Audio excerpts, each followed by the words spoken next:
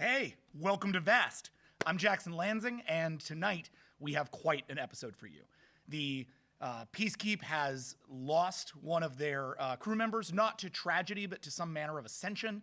Last week was very emotional, a lot of love, both to our departed player, Kate Leth, who I simply cannot say enough great stuff about, but also for the romance that started to bud between her character and Gina DeVivo's Lulu, which was a surprise to me as much as anyone, and one that has delighted me ever since. So I want to again thank Kate for being such an amazing part of Vast, and hope to see her return someday for some more exciting times. And in the meantime, we're going to pivot over to a very different kind of story. Perhaps no less emotional, but maybe a little bit less concerned with the survival of babies. And that is The Brightest Eye. So tonight I'd like to bring you to an episode that will inform us more about our characters maybe than any other Brightest Eye episode. I am truly, deeply grateful to our writer on this episode, Emmett Fury. Emmett Fury is a guy I've known for a long time. He was, in all honesty, a guy who, the minute that I realized I hadn't brought him into the Vast Writers Room, I punched myself a million times and brought him in. I made room for Emmett on the schedule because I wanted him so badly. And let me tell you, it was worth it. Doing this episode in 4 hours is going to be a bit of a risk. 3 hours especially is going to be a bit of a risk. So let's get started. I would like to get you guys into a little bit of a preface here, because we are going to have a return of something we started last week. And then we're going to get into this episode, the episode title of which I'm not going to tell you. Haha, because it's a spoiler. And with that said, welcome to Vast. We are the Brightest Eye, a proud and noble species of survivors. We alone have stood against the slate. We alone are favored by the gods. For centuries, we have known only isolation, but a new day has dawned. Our people are in peril, and we will stop at nothing to survive. This galaxy is dangerous, but our fury is vast. Welcome back to Vast! We are super happy to be back. This weekend was one for the ages. Colin and Max and a few of us all went out on a groomsmen's retreat to celebrate Colin's betrothal to next week's guest star, Amanda Powers.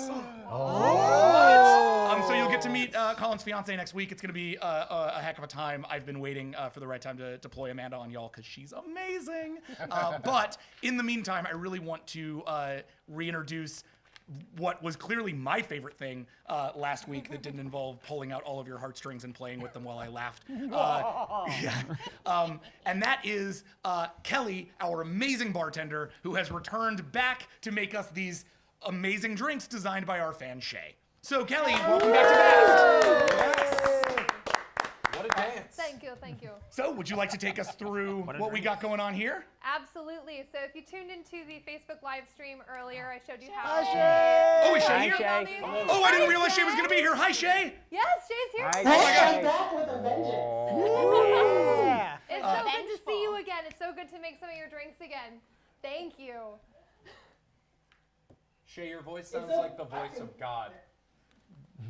Yeah, you're just like all through the room. Yeah, you are booming down upon right now. us. It's amazing. I love it. All right, so what was that? You got it. You can do my bidding. To destroy the beast. We're gonna do our best. All right, well, yeah, I'm really not used to being God, so let's get this over with. What's our first cocktail? All right, so very first up, we have This May Be a Good Long Island for This May Be a Good Idea. Oh, well, thank you. And Shay, could you tell us a little bit about what is in this? Of course, it's a lot that's in that.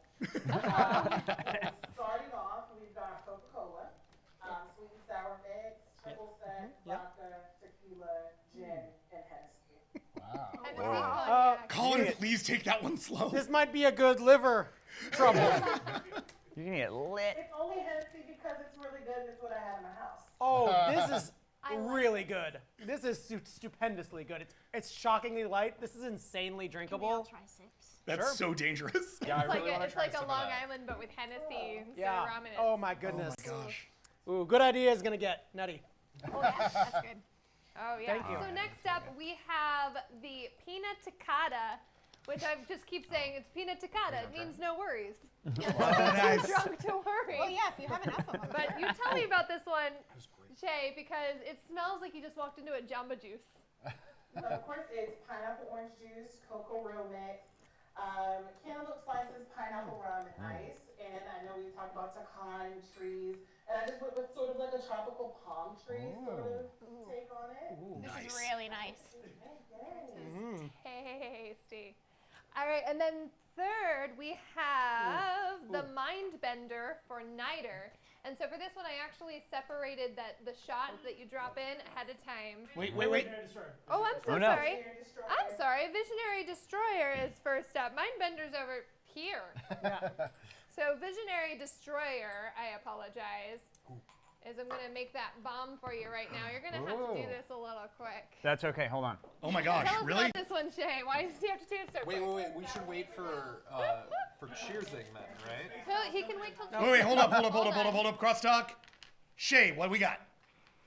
Oh, it's coffee, Guinness Irish Stout. It's extra stout, actually.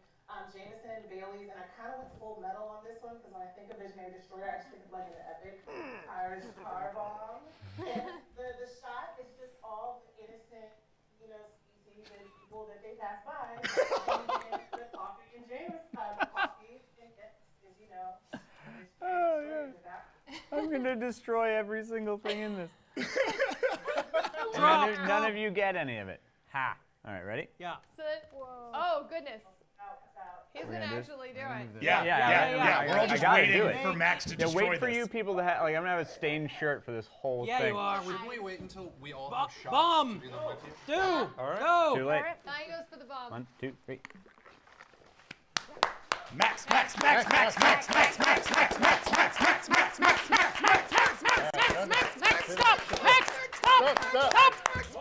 stop! Max! Don't stop, Oh Max! my goodness. Max! Like, Max! whoa! The eye shines bright! Yeah, it shines bright.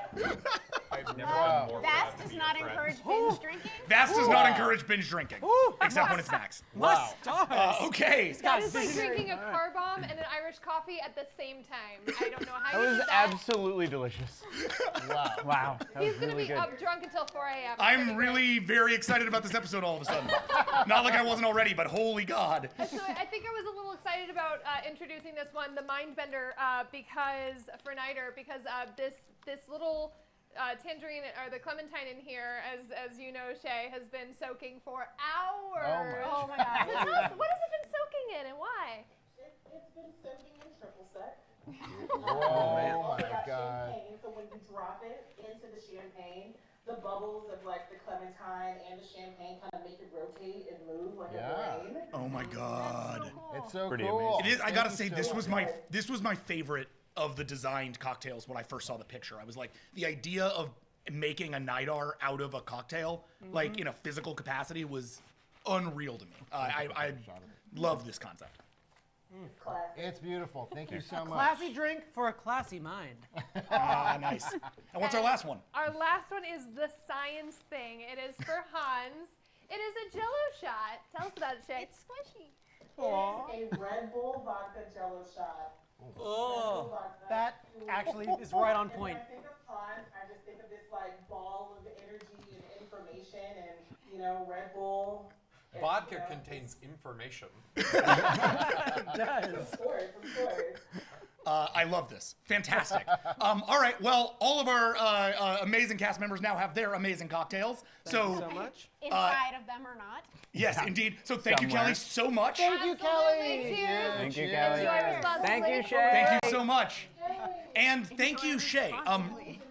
Thank you so much. All of this is amazing. And I want to give you a personal thank you for the 2 cocktails you created for me this last week. I felt so left out in not getting one of the cast cocktails. No, I'm joking. You were amazing. I gave you a challenge and you stepped up hugely.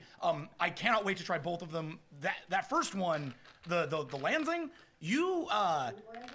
sometimes you manage to figure out all of my favorite things. I don't know how you sorted that. I'm a little worried I'm being bugged. But I was sitting there, I was like, if you took everything I drink on a regular basis and put it in one cocktail, it would just be the smooth Lansing. So I can't wait to try it. I'm really excited. I just got back from this vacation, and it's my next move.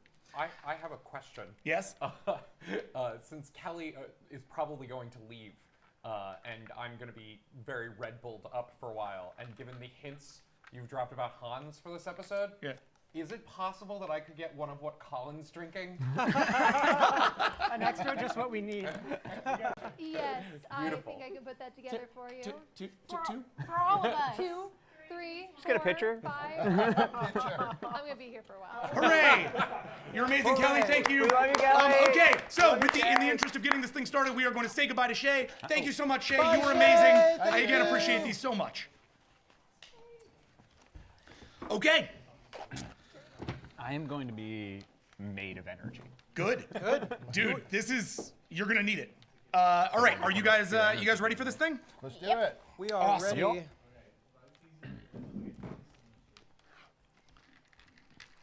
Doop doop, gonna find a way to get my stuff in line. That is delicious. Shay, you are phenomenal. Okay. Delicious. Yeah, I'm really amazed that you guys are gonna be as Toasted? toasted Plastered? as I want you to be for this. Okay, Science blasted? here we go. Science blast. Science blast. Destroyed? Visionary destroyed. I'm just typing in an announcement tweet Tank to tell everybody that Vast begins now. All right, guys. So let's begin. Welcome to Vast. This is Vast episode 10. My gosh, episode 10. The title of which I will not be revealing, but for now, I'm just gonna call it The Station at Bastion. You'll learn the true title later on. This is by Emmett Fury and stars Colin Kelly as This Might Be a Good Idea, Jodie Hauser as Taka the Limb, Max Isaacson as Visionary Destroyer, Ray Utarnachet as Nidar the Mind, and Jonathan Callan as Hans Harald Nehrun, otherwise known as Hans. I think that's the first time I haven't had you guys introduce yourselves. It's okay, we liked it. Nice. Made you feel important. We fancy. Yeah. We begin about a day after the events of the last episode. The newly refit Screaming Valor is set to rendezvous with the rest of the Brightest Eye search ships and lead them back into the Eye. A few quick notes on your ship, if you bring up your ship sheet. Which I'm going to do right now because, of course, I forgot.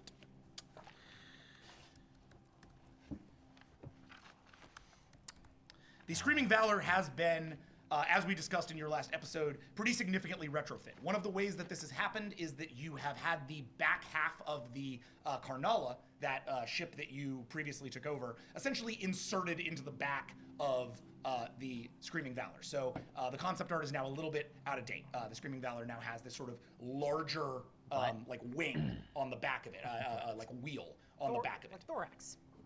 Yes, a thorax. Or like a bumblebee. Yes.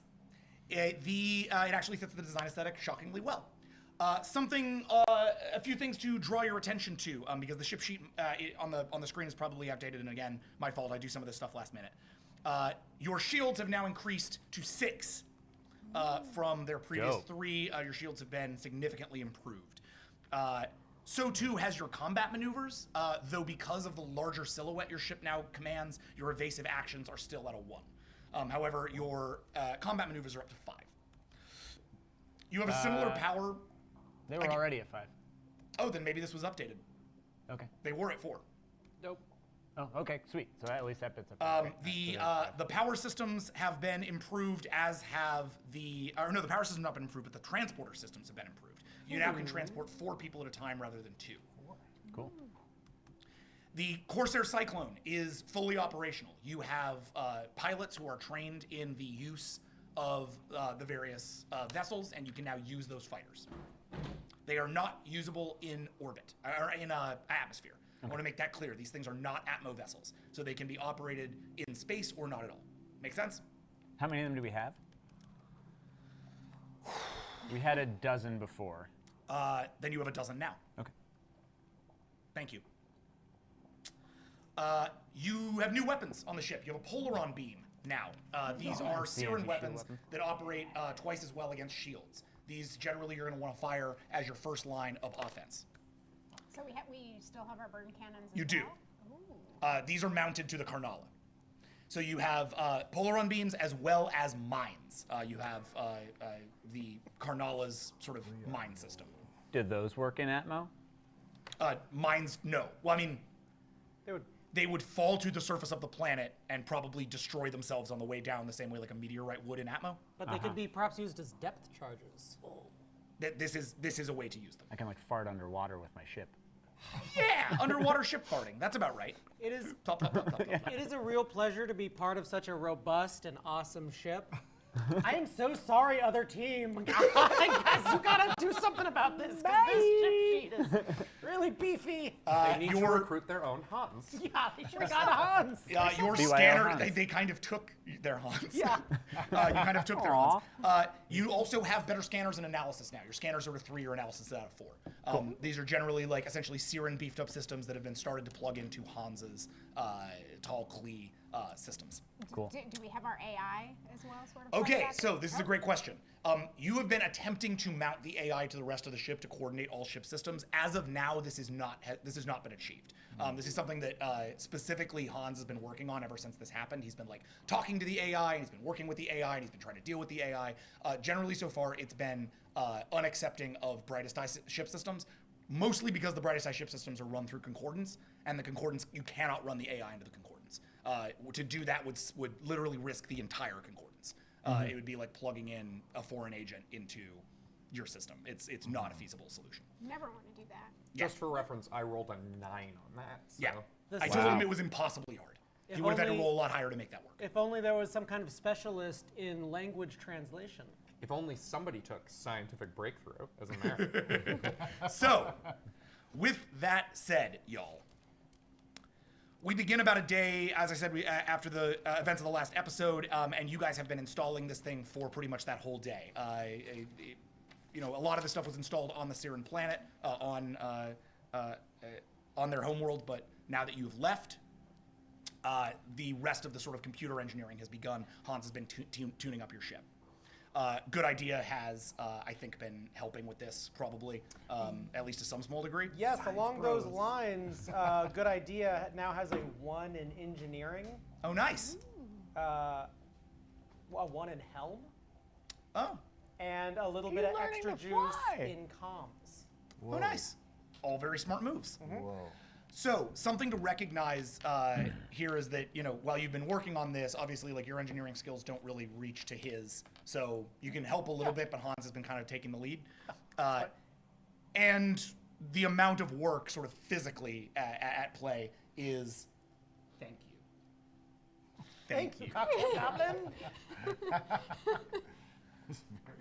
The amount of work at play... This place is full of ghosts. For you up until now has been... pretty exhausting.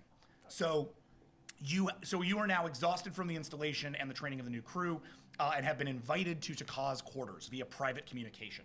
It's been delivered by one of her limbs, a limb without a name, who brought it to you while you were working. It's just a simple little piece of paper, essentially. Do you have any idea what you want to say on your invite to him? Just wanted to check in if you're doing okay. Thought you could use someone to talk to since you like talking so much. She's really awkward. It's like in that like limb handwriting that's like, oh, this is fucking hard. Before it's all hearts over eyes. I gladly accept that invitation. It has been lonely. Talking to who does primarily the engineering and like the labor on this ship? Other limbs? The limbs. Yes. And they all suck. And a lot of your limbs didn't come back, so mostly Siren at this point. Huh. Oh, interesting. Okay, yeah. Well, I'm not a big fan of Siren, and limbs aren't that talkative. So yeah, I'd love a chance to chat. Before Colin leaves, his computers and science, I think, are pretty decent. And as he says, he's an expert on translation. getting an AI to talk to a concordance network, would you describe such a thing as a major breakthrough from a scientific perspective? I would, but again, I would caution, if you do that, you are risking the entire brightest eye concordance. Let's do it. No. Oh. I just got scientific breakthrough. It gives me an extra 10d10 for anything that completely fucks up. Like, if it just changes how everybody knows about everything. You can fix it. Yeah. Control Z. Yeah, not right now. Not right now. If we want to go insane, I will go insane when we're like, well, this is never going to happen, but safe. God damn it. Smart move. Yeah. Okay, Sorry. so no way. You head to her door. It auto opens for you. It recognizes your pass, and you step through. The place you see is what seems like essentially an endless forest. Roll perception for me, real fast. Happy to. It's a 9. Gonna make sure you're up to date on any merits that might have gone into this. Nope. Not yet. No. 1, 2, 3, 4, 5, 6, and a crit for 7. Cool. It's not an endless forest. You step in and you can tell pretty immediately the ceiling's very high, but the walls themselves are actually not. They're projections of more forest. Oh. Cool. Clearly made to like make this thing feel a lot bigger than it is. But you can tell the walls. You know this. They had similar projections initially for you in your cage. You step into the forest, and Taka, you are above him in the trees. Go. She waves down from up above. Hi, there. Salutations, Taka. Happy to take your invitation to join you here in this endless forest. Well, as close as you can get in space, I guess. Of course, there's always limitations. It's nice that they treat you to such a nice, I suppose you'd call it a home. Yeah, well, I did a lot to earn it, you could say. Well, undoubtedly. I mean, you are limb prime. I mean, I've known some first limbs on a few ships in my time, and I know that requires a lot of dedication. You have to be loyal and determined to reach this kind of station in life. So you've clearly made it. You must be very happy. Right. I wanted to check and see how you were doing. Things were a little crazy at the marketplace yesterday. That was very interesting. I'm glad the crew made it out safe. Yeah, it was a little rough once you told everyone who you were.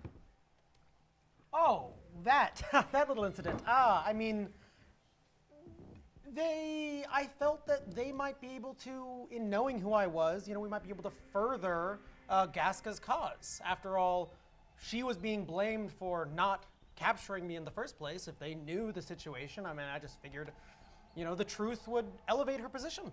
Kind of paints a target on our back too, though, doesn't it? Does it? Oh, that was not my intention at all. Sincerely. Sure it wasn't. Luckily, our ship is now robust. I mean, I can tell you from firsthand experience, compared to the Avalon, I mean, this is a hell of a warship. This ship is not going anywhere you guys don't want to take it. Yeah, you could. That's a way to put it. Listen, there was a moment in the marketplace when all the blasters were pointed at us. Do you remember? I do. I have an excellent recall for when guns are pointed in my face. You remember who was standing in front of you? I do. And you remember I didn't move. You did not. So I feel like that makes us friends now. Does someone who wants to keep me alive necessitate friendship? What I know so far is that I put a gun to your head. I fired at you, if I recall correctly. Yeah, it really hurt. That is traditionally, I've found, it seems, my primary way of making friends. First, I try and take your life. Then, I suppose we're at the apology section of the journey, because I sincerely apologize. I was trying to protect myself, as I think everyone is trying to do. You may find that I take my own self-preservation fairly seriously, but your actions on the Siren world show me that you take my safety seriously too. I do, very much. I don't know if we're friends, but I certainly am happy to call you a compatriot. Take that for now. I do have one other question for you, though. Oh, of course. You said you were held in a box for 700 years. Yeah. Why did it take you so long to get out? Why did it take me so long to get out? Well, as you well know, the Brightest Eye are experts at making very convincing boxes. It's one of their favorite things to do. Anyone trapped in such a way, well, it takes a while to realize that box even exists. It takes a while to realize where there's edges and boundaries, and doors, and windows. And, well, once you see the edges of that box, well, there's nothing you can't get out of with enough determination. But let's just say I worked as hard as I could, because I believe that everyone, Brightest Eye or not, deserves some kind of freedom. That would be nice, wouldn't it? Well, I mean, clearly you think so. This is a beautiful kind of freedom you have here. These trees are gorgeous. This soil is rich and loamy, I assume. Can almost believe it's like home. You can almost believe it's like home. That is something that I hear. I get you there. I don't recall what my world was particularly like. You said it was destroyed? Like many of the Brightest Eye planets, it was destroyed, wiped out, conquested. The tongue themselves exist mostly as a kind of genetic abnormality, grown here or there, wherever needed, really. The idea of a home world, I mean, is fairly bunk. But you, I mean, your world is threatened. Currently? Yep. By the slate. Mm-hmm. I see. My apologies. That's a terrible situation to be in. Yes, it really is. I assume you would appreciate me doing something about that. That's why we're heading back. That's why I'm going to work with your science team. That's why I'm going to work with your captain. But take my word for it, compatriot. If we're going back, well, that's the last thing I'm going to be doing. So let's hope that we can come to some kind of agreement before then. On the bridge, your sensors have begun picking up something you know all too well, Hans. Oh, anti-slate radiation. The same kind of radiation that you clocked on the planet, Hasclaw First World, previous. The same kind of radiation you are looking to manufacture Visionary Destroyer, given your compact with good idea at the end of the last episode. It appears to be emanating from a nearby system, which is recognized on your Siren star charts as the Bastion system. Bastion system includes a massive nebula, about 2 million light years across. Huge. Hans would recognize this, by the way, without a roll, as a B-class nebula. This means that the nebula interferes with all standard sensor readings, and it reflects light from the Bastion system's star. So the only way to find out what's inside is to actually go into it. Just FYI. You two are called to the bridge when this is discovered. Visionary Destroyer, your bridge. We've come across something slightly interesting. There seems to be anti-slate radiation coming out of this nebula. That's impossible. Well, so are you, technically, so I don't really know how to answer that kind of a question. If I may, why would you say that it is impossible? It has been twice now that I have encountered radiation either the same as or similar to this kind. Well, once on an impossible planet handcrafted by a race of nigh omniscient demigods, and once in the energy surrounding and crippling our own planet. In fairness, those nigh omniscient demigods do control 1/3 of the galactic core. And yet, this is a podunk corner of Nowheresville. And he's quite right about that. This system is not owned by the Siren. It is not owned by the Brightest Eye. It is not owned by the Paka Peacekeep. It is it's sort of known as like a dead nebula. There's nothing to be gained here. Uh-huh. He is correct. The proposition is most fascinating. If I'm going to hide the most powerful thing in the galaxy, I'm going to put it in the ass end of the galaxy. I'm not dropping it in the middle of Pakha space. Which would explain why we are here with good idea. But to be perfectly honest... Oh dear, no one cared for my joke. Sorry, I'm not very funny. But to be perfectly honest, I'm uninterested in it. I've got what I need. I know you emit anti-slate radiation. And I think the work we can do on you and with you will be more valuable than wasting time in getting back to Brightest Eye space. Hans, a question. When you're attempting to verify a fact, is it best to have only one source of information? I mean, one point of data? No, of course. The greater the variety of data points, the more likely you are to come up with the correct answer. Well, I think then, I mean, you'd be really doing yourself a disservice by just scooting on past this. I mean, this is the ass end of nowhere. What's this energy doing here? We should almost certainly investigate. I am somewhat inclined to agree. Our job is not investigate. Our job is save the Brightest Eye. If you want to go running off into the ass end of nowhere and find some anti-slate radiation, you're more than welcome to after our mission is complete. We'll note it and log it. We can send more Brightest Eye ships for it later.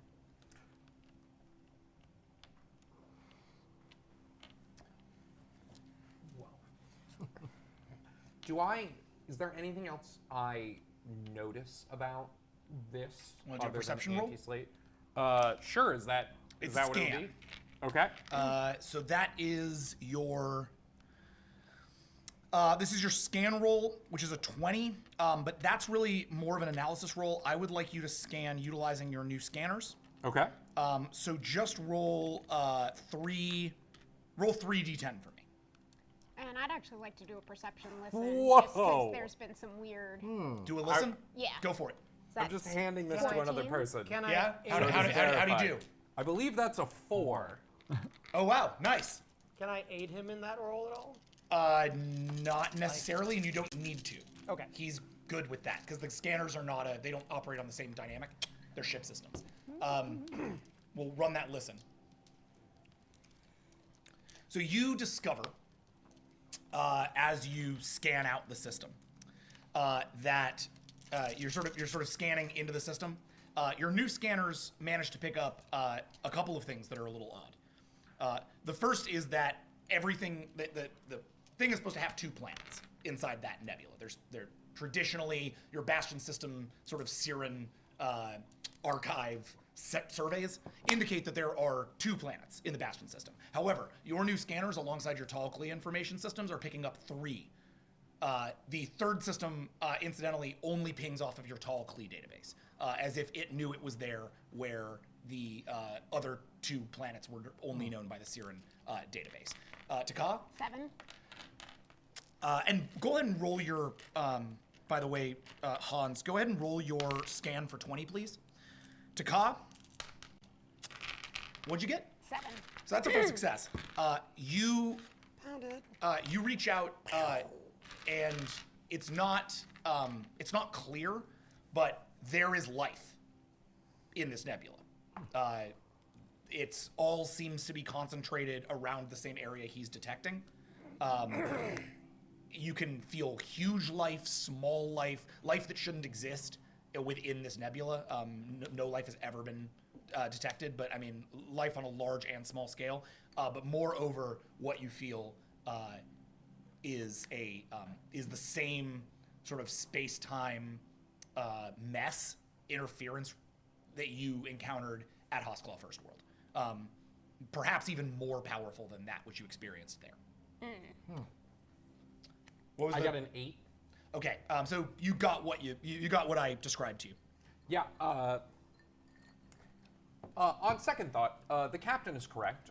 We should vacate the area immediately. No need for follow-up questions. Let's go. There's something living in there. Chop chop. No need. No need for discussion. The captain is correct. We should all obey the captain. There's something in there that feels even stronger than that weird planet we were just on. Strong things are bad things. They can often kill you. Let's go. Can I He's reach very out with my suspicious feelings? right now.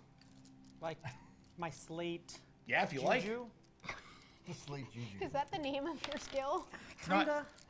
Yeah. I'll try and go deep because he does not seem convinced. I am Wouldn't not. you try to convince him then? Well, It's a little odd that you as like the social powerhouse on the ship are not attempting. well, it's easier for me to. Well, But if you'd like to reach out, you can also do that. It's just interesting. You're like, oh, I don't know how to convince him. It's like you're the no, I most know how to convincing person convince in him. the It's game. just easier to do it with real facts. But Sure, actually, yeah, it's if you want to try. It's probably actually not easier to do with real facts. Oh! Oh! The energy! It's coursing through my body! It's drawing me closer! It's the only thing we can. Oh! Captain, I think it's killing him. I florked down onto the ground.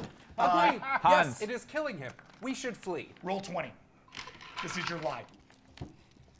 Get him to medbay. And keep going. Hans, let him black out. I'd rather you operate on him unconscious. Operate? Yeah. If this is what's going to be happening to him all the time, I'd rather keep him in one piece. I should probably just be taken to the planet. You don't know what's good for you. 2, 3. We've got a doctor on board. 4, 5, 6, 7, 8, 9, 10, 10, 11, and then 1, 2, 1, so 9. Okay. So I totally buy it. You're rolling a social defense. Yep. This is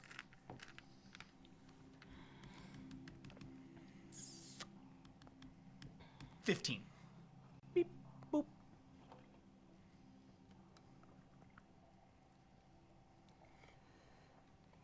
So it's a 5.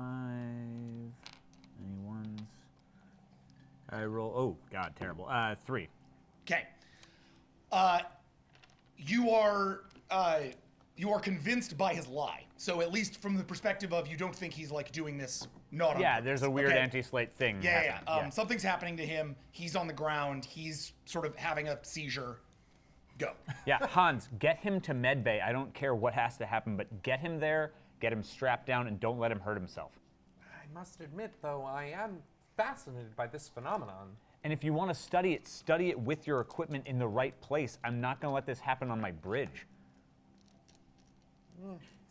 Very well. Someone needs to move him. I am very frail. Taka, get a team Yeah, of ladies. Taka just picks him up herself. So can Nidar talk to the captain for a second? Go ahead. Yeah, if you so get- as yeah, get down to medbay. Go Taka for it. and Hans move, good idea, seizing into the other room. I'm like trying to keep him from swallowing his tongue, I guess, since it's like most of your face. Yeah, moving him off of the bridge, and the ship continues to move away from the Bastion system. Gotta go! That's where we gotta go! I think it's Captain. killing you. Well, wait, hold on. He says gotta go, that's where we gotta go. Roll for that. Ooh. Roll for social convince. That's not a lie, by the way. Your social convince is a 19. So just take 1 off of that 20 and re-roll that. Destroyer, roll a social defense at 15, please.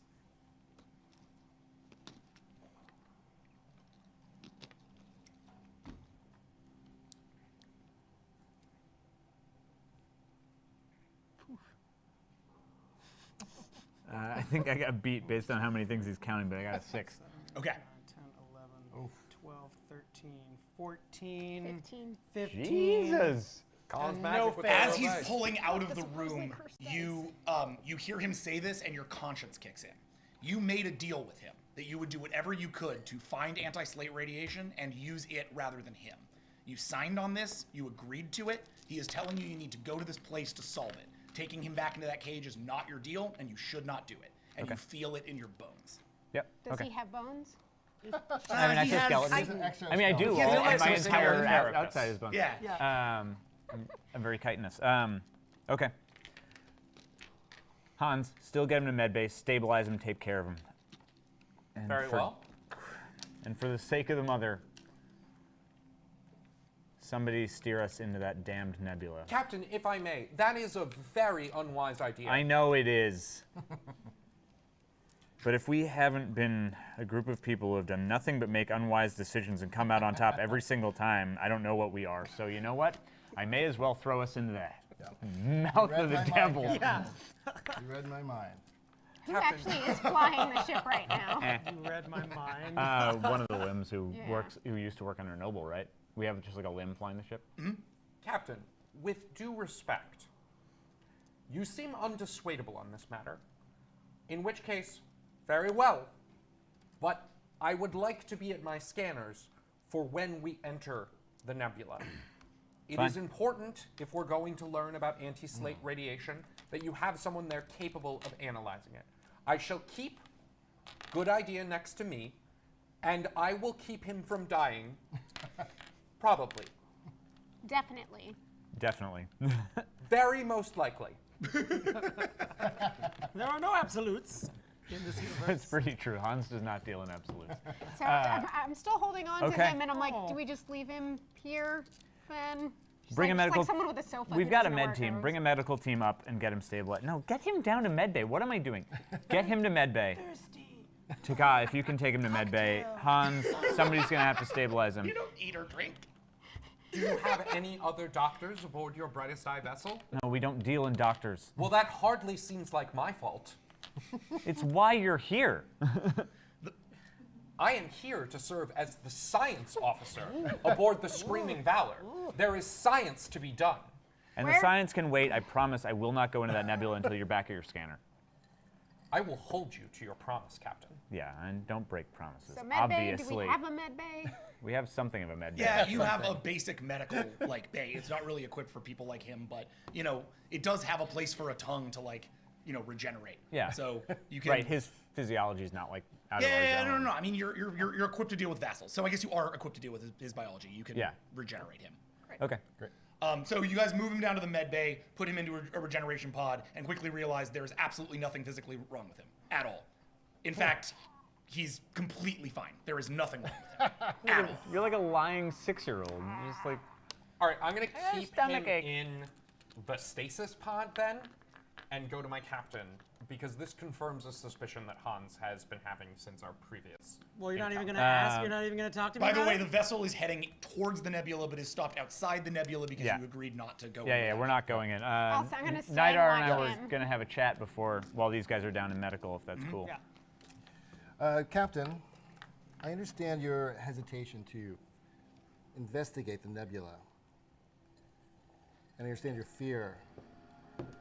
But considering it does have anti-slate radiation, I thought it may be worth a quick look to maybe go above and beyond our mission.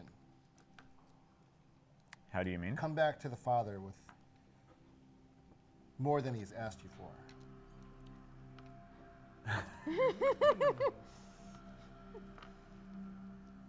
I don't think you're wrong, Netter. But I've tried to build my entire life on being something exceptional instead of being exactly what they asked me for. And for the most part, I've been considered an aberration. For once, I'd like to just do the job. But I think my better angels are speaking against me, as it were. You're not wrong. And I don't know how well I'm going to be able to handle something like this. Every bone in my body wants us to go home. I'm not happy about doing this. I'm going to need your help. Well, all right, Captain. I believe you have my help. Thank you. Taka said there were life forms in the nebula, and although I did promise Hans that we wouldn't go in until he was back, I want you to reach out. Find me what you can. All right, let's do that. Nidar sits into the central chamber of the bridge and rolls for telepathy scan. This is 24, please. 24. God damn, 24. Do I even have that on my... I do, all right. It's almost as though someone increased his abilities. Almost. How strange. Lifting mind weights. The return of the Chryseps. I must attend to something in my quarters. Wow. Goodbye. Hey, I rolled a 12. Dope. So that's an outstanding success. And yet, you are picking up nothing. Wow. No life forms, nothing. You realize pretty quickly that you are not able to sense even the minds aboard the Screaming Valor this close to the nebula. Whatever's going on deep in there has a deep interference with the effective range of your telepathy. Wow. But Taka So was once able the to... ship enters the nebula, it is entirely possible your telepathy will only work at an incredibly local level, if at all. Interesting. It is disconcerting. But Taka was able to feel, was able to listen to... Correct. Okay. Her space-time sort of listen is is different than your mental telepathy. One sort of operates at a quantum mechanical level, the other is brainy. What you're not picking up are the brains. So I deliver this bad news to my captain. I am not sensing anything coming from that nebula, Captain. I don't understand. There are living creatures sitting around on some planet in there, and not one of them has a single brain. Well, that doesn't sound so bad. Yes. Sounds a bit like that this is ship. a very... Well, it could be that, or it could be the effective range of your technology, because you also can't detect the limbs aboard the ship you're on.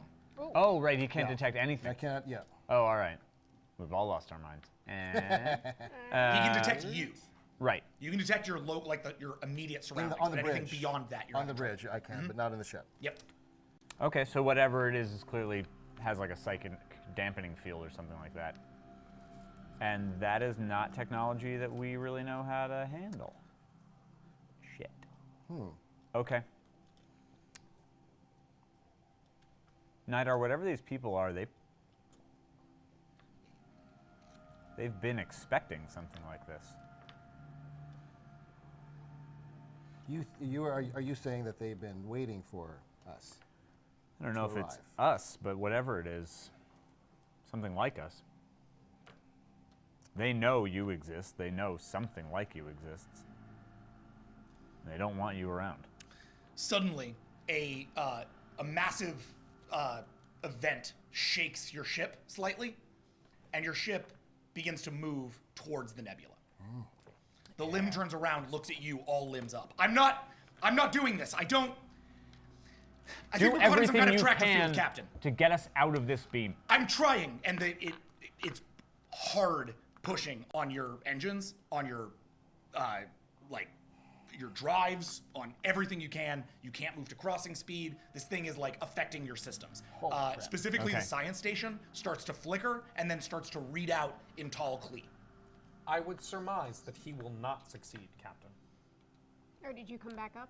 Yeah, he left him in stasis. Why didn't I let myself get stuck in dirt? Well, okay. Because we had to scan you. Well, yeah, but it's boop, boop, boop. Sorry, beep boop boop boop. Well, if the ship starts shaking, I'm leaving the med bay and Takat running to the back bridge. Are you to the following bridge. him? Can I get out of the stasis pod? Yeah, I mean, they put you in, realized there was nothing wrong with you. Oh, then, yeah, great. That was like a No, backwards I'm thing. going to stay in medbay for a bit. Okay. I don't like that. Yeah, Takat to the bridge. Okay. All right, so you guys move in. The first thing you realize... Just for the record, just because of what Colin...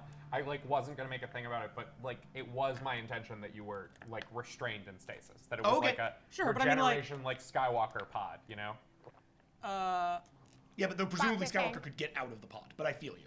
I mean, he's, Sure, soaked in if water. that... Yeah, Well, yeah, I mean, I would not allow myself to go under. Okay. Because he Because I'm wasn't not actually physically sick. injured. Okay. So I would have yelled out and banged on the pod.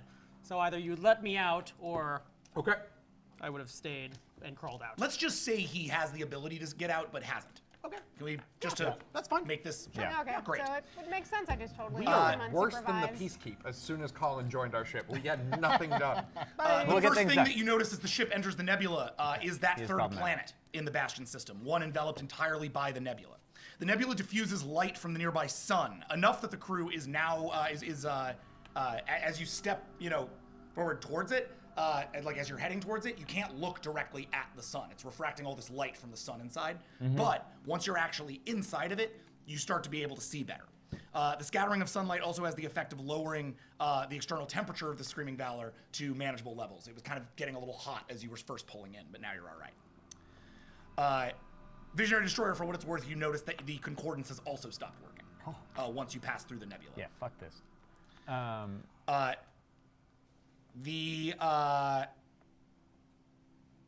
You are basically being pulled towards Bastion 3, that planet that you uncovered previously. Yep. Okay. There is not anything in sight Should we to put our shoot shields yet, up? correct? Would you like to scan for stuff to shoot at? What I want to do, hold on, give me 1 second. Of course.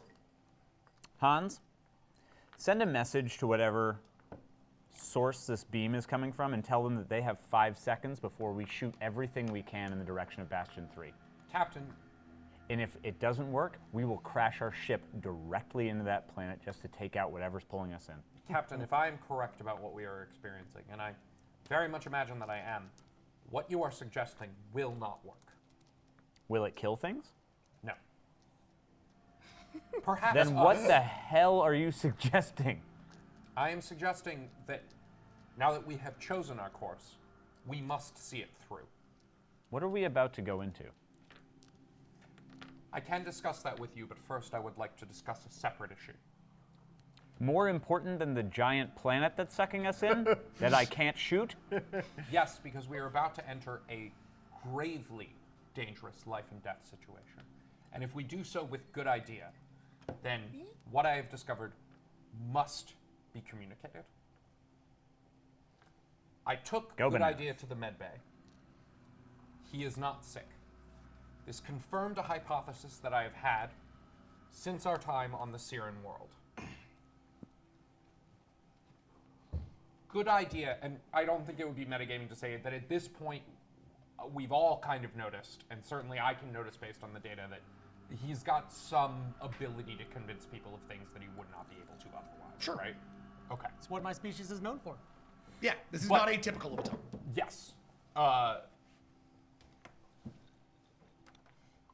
But in this case, extremely effectively, right? I am concerned. He's a very good tongue. I am concerned for the Very good safety and tongue. effectiveness of our crew as an operating mechanism. So long as we allow good idea to speak with us unprotected. If you order me to do so, depending on how concerned you are about our new guest, I can engage an antiviral measure that would function for our bridge crew only when we want it to.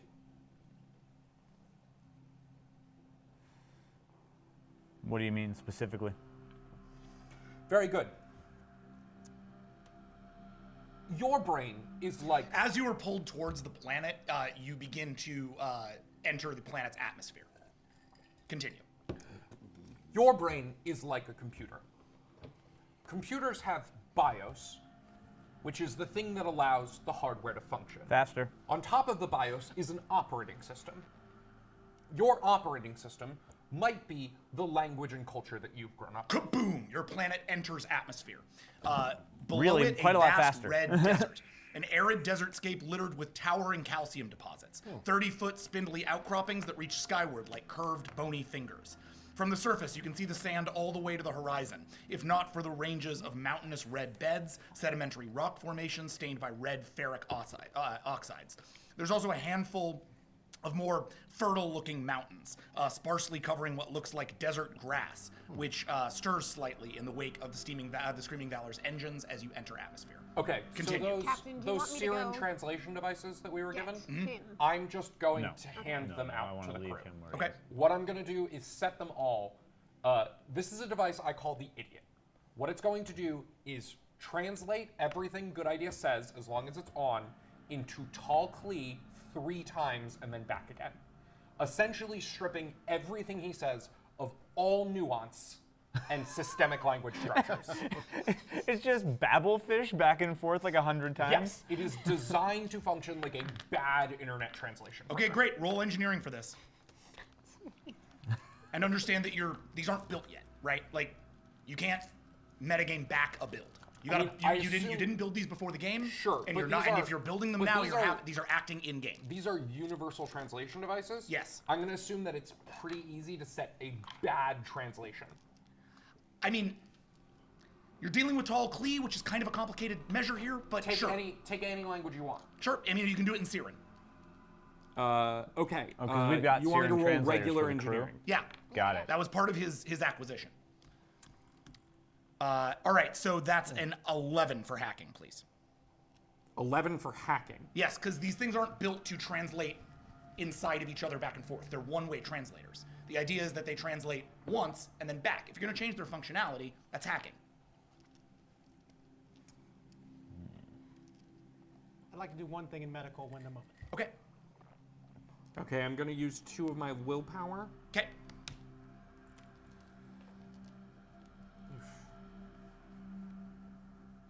That is a 4.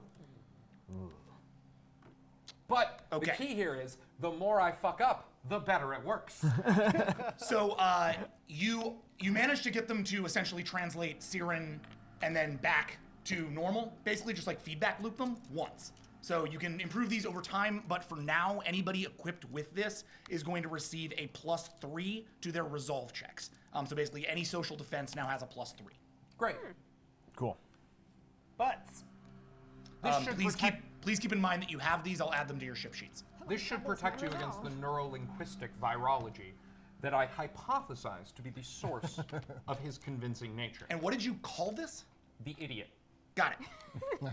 It's a piece of equipment now, I guess? Yes. Cool. Yes, I'm putting it under equipment for all of you except for Good Idea. Dope. Good Idea. While these are being handed out, what are you doing? Crawling out of the crawling out of my Bacter chamber and going through the drugs and pharmacology of the med bay, looking for anything that would help settle my nerves, ideally giving me some kind of resolve bonus. Ooh. Sure. That's amazing. Hans, why did you leave all your drugs lying around? No, he didn't. Hans doesn't. Yeah, Hans Hans makes doesn't- his own drugs. Yeah, Hans doesn't have that stuff in It's the all thing. shitty Brightest Eye drugs. Good Idea. Go ahead and roll for could be perception. Siren That's a drugs. 9. It's a couple band-aids. That's really about it. Or no, investigation. 11. There's a bunch of things that Can I add my cauterize them. medical by to that? me or the cat lady? Yes, you can. Add She's still full 1, of so them. 12. Oh, she took them with her. Oh. Oh, yeah, she took She a bunch. had No more it. 2, 3, Oh, crap. 4, 5. Oh. I am loving the fact that so far most of this game is about refusing to do the mission and doing drugs. 5. What's up? 5. We've literally spent an hour refusing to do the mission We and don't doing want to drugs. do your mission. It's a silly mission. I don't want it. 5? Got it. Okay, so let's say you find a basic sort of mental relaxant, like a nerve calmer designed for tongue that maybe have encountered like more Freaky shit. messed up situations, and you can take that for a +1 to your resolve. Okay. And then I'd like to try and break the loyalty switch. Take my one time around. Yep. Go for it. This is a resolve check, right? Yep. 16. No, 17. And you have to beat a what? And Nutter rolled a 12 on this, so he needs to beat a 12. Yeah, I need to beat something pretty damn beefy. The dice are attacking. You want to use any willpower in this? Yes, I want to use 3 willpower. Okay. That was a big wasted willpower. 1, 2, 3, 4, 5, 6, 7, 8, 9, 10, 11. Oh man. Oh, Wait, so oh, close. wait. 1, 2, 3, 4, 5, You're the 6, 7, defender, 8, though. 9, Ties go to 10, you. 11, 12. Ties go to Whoa. the defender. Yes, they do. Ha! You suck. I just really wanted to shove that in your face. I'm sorry. I'm sorry, Jack. I had to do it. Yeah, Okay, all right. great. That's all. Okay, cool. However, Nobody likes you. However, in this particular case, this is not a combat. This is not a binary situation. You just matched his roll, meaning that now from here on out, you only need to beat a 10. Oh. This is you have basically busted up against the defenses towards Found the walls. rejiggering your own system. Now, the next time you do this, it'll be slightly easier for you to do. However, you have to wait to do it. Yep, cool. Okay. This sort of happens to you as you take the relaxant, and you just sort of like focus on it, and you feel the walls go down in your mind, and that's around the same time that your eyes start to roll back in the back of your head, nuts. and you start to feel the intense amount of anti-slate radiation all around. For real this time. Meanwhile, on the bridge, the ship is being led inexorably closer to an unusual feature of the otherwise barren landscape, an ancient wind-swept basilica. Tall and sort of beautiful in its construction. Its windowless exterior is covered by an array of solar panels. Awesome in the truest sense of the word, this looming phantasmagoria stands 170 feet tall above the desert floor and is nothing short of a love letter to fractals and curvilinear geometry. And Hans, to your eyes, it is unmistakably of tall Klee design. Oh. Captain, you want me to itself. shoot it? No, this basilica. No, I mean, Which we're is not going on to a be able to do any planet. damage. Yes, you are in atmosphere we're above dropping Bastion guns. 3 right now. Me too. And are heading, you're basically being 100%. pulled towards this thing. This architecture is undeniably tall, clean in origin. However, it is most uncommon for any tall Klee to settle on an actual planet. Yeah, I thought you were nomads. That would be one way to put it, yes. So what you're telling me is this is a tall Klee planet? I'm telling you, Captain, that we are all in grave danger. From what? Now that we actually have a building inside, I want to try perception listen again, just focused on that facility. Go for it.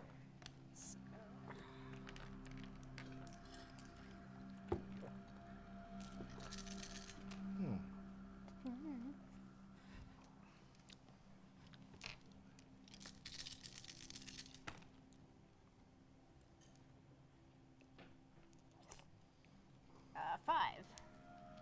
5? Mm-hmm. The space-time radiation is much more intense. You don't get much. What you can tell is the basilica is not the only piece of architecture here. There is something else built underneath the basilica that seems to the desert itself has kind of seemed to like grow around it as if it's been there for a very long time. Tip of the iceberg, Captain. Are we actually on this? Is it actually a ship? Not a planet? Actually, I don't know if we know what icebergs are, but No, we probably do. I mean, the mind world was like a kind of. I make my way onto the bridge. Good idea steps onto the bridge. Oh yeah, no, I attack him. What? You're supposed to Okay. be in. You're supposed to have been put under. So Why would I possibly have supposed to have been put under? because I was you ill and I needed got better. medical attention.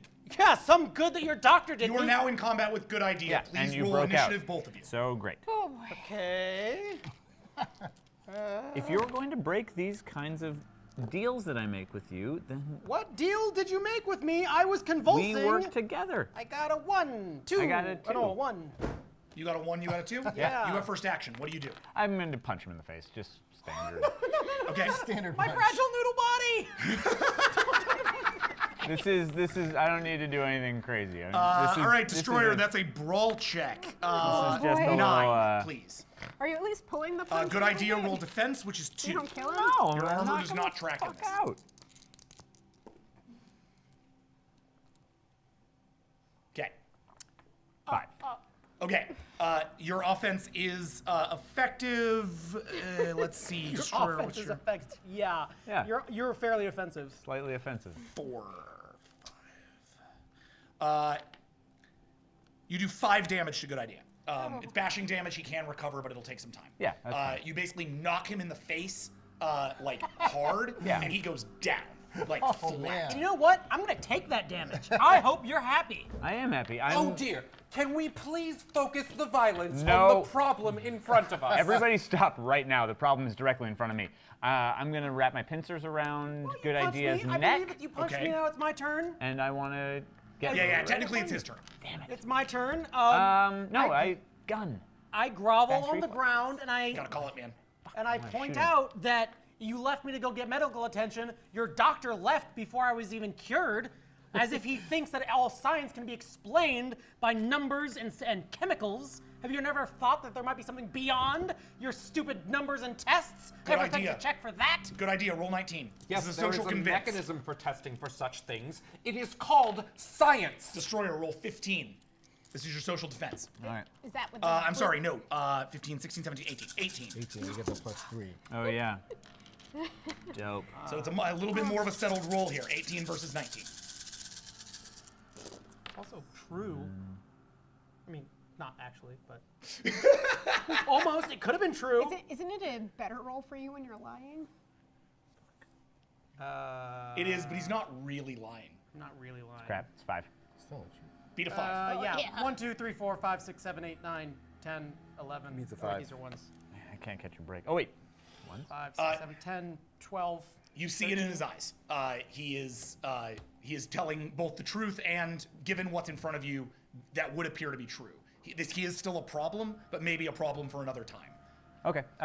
Considering, I want to have just a quick line. Sure, just go a for it. throwaway. I'm going to get all up in your face and pull you up to me. Ever do anything other than what I tell you, and it's more than a tap to the jaw. I take a piece of you every time you disobey.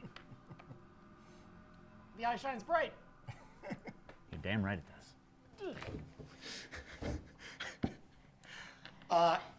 your ship. Taka's gonna go over and just sort of help him up and just set him down next to her. I tossed to Ka one of my healing syringes. Use it. Oh. Can you go ahead and roll Hans for the effectivity of that? Sure. Pharmacology? It's a pharmacology roll, yeah.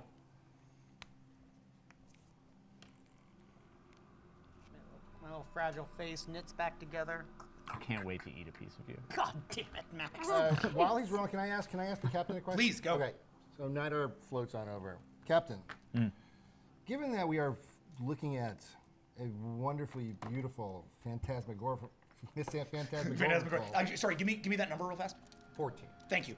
tall Klee building, and yet our tall Klee crew member seems to be freaking out.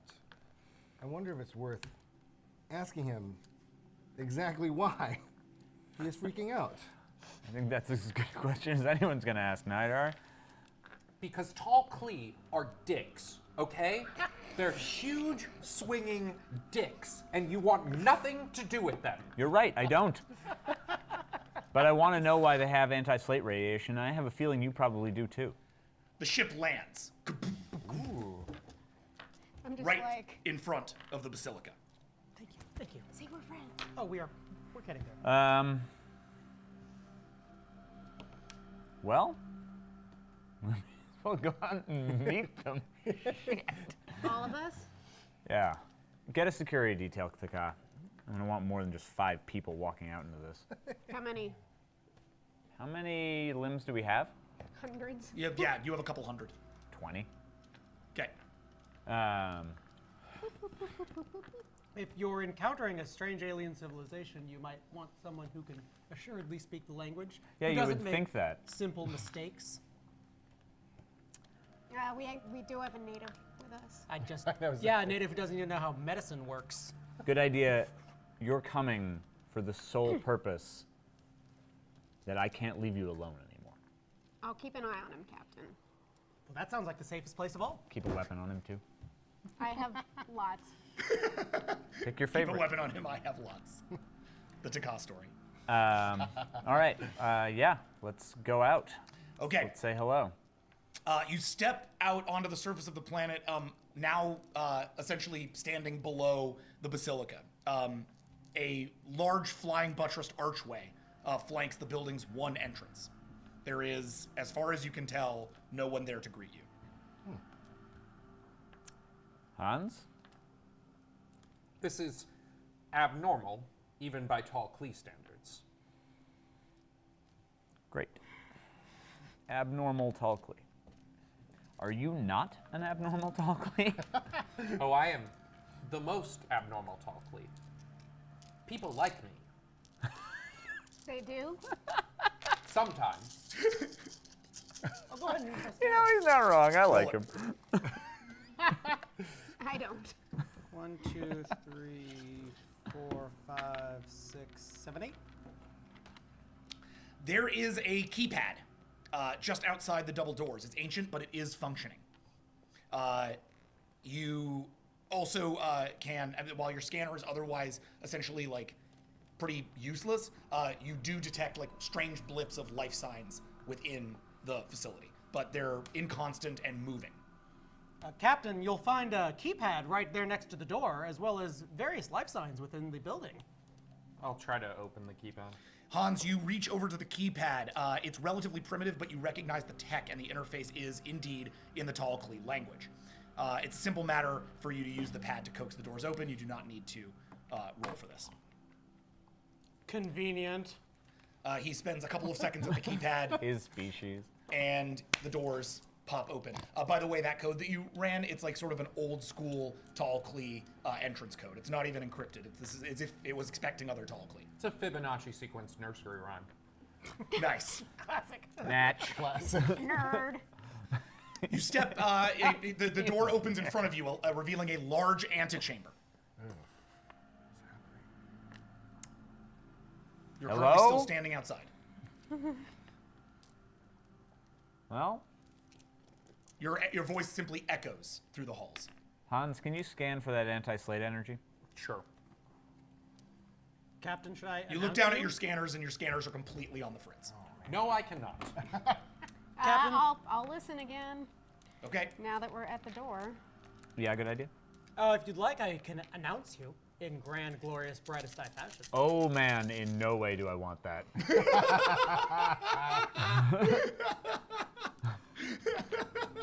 Sounds like borderline the worst thing I can imagine. Just saying, they invited us here. We might as well say hello.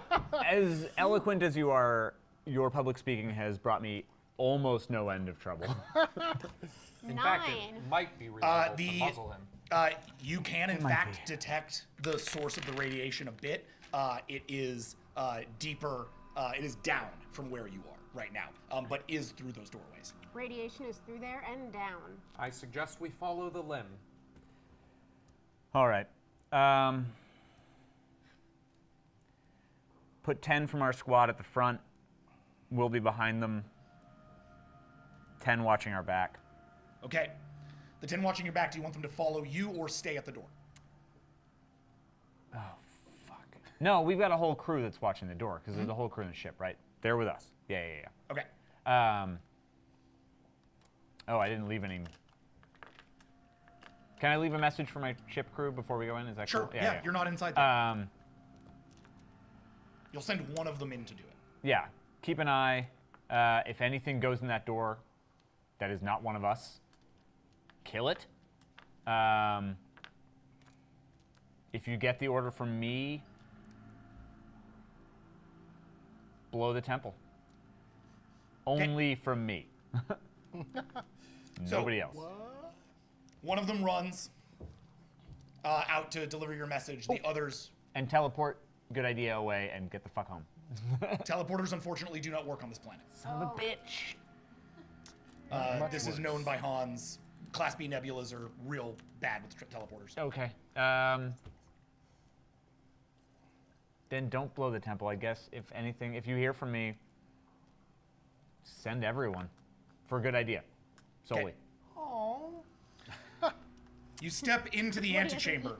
It's large and largely empty, save for a series of support columns and a lone computer terminal. The columns, like the rest of the building's architecture, ingeniously utilize Euclidean geometry to approximate patterns found in nature. Fibonacci style. The columns themselves holding up the antechamber's ancient ceiling with tree-like branches. It's fallen into disrepair in the untold hundreds of years that it seems to have been here. Largely abandoned. You see no tall Klee anywhere around you. This place is very pretty. I must admit, I'm quite fascinated. I assumed whatever we were detecting was modern tall Klee research. But this place is hundreds of years old. Could it be possible that my people understood anti-slate radiation far before even I was born? If that's the case, then your people have sold out the entire galaxy. By not sharing that information, they've let billions die. Well, it would not be unlike them, but we do not have the full story. I suggest we continue. All right, into the pretty forest. Is these, Hans, are these designs and architecture reminiscent of classic tall Klee stylings? Does this look familiar? Would you like to roll for tall Klee history? Sure. Okay. I'm gonna make that for you.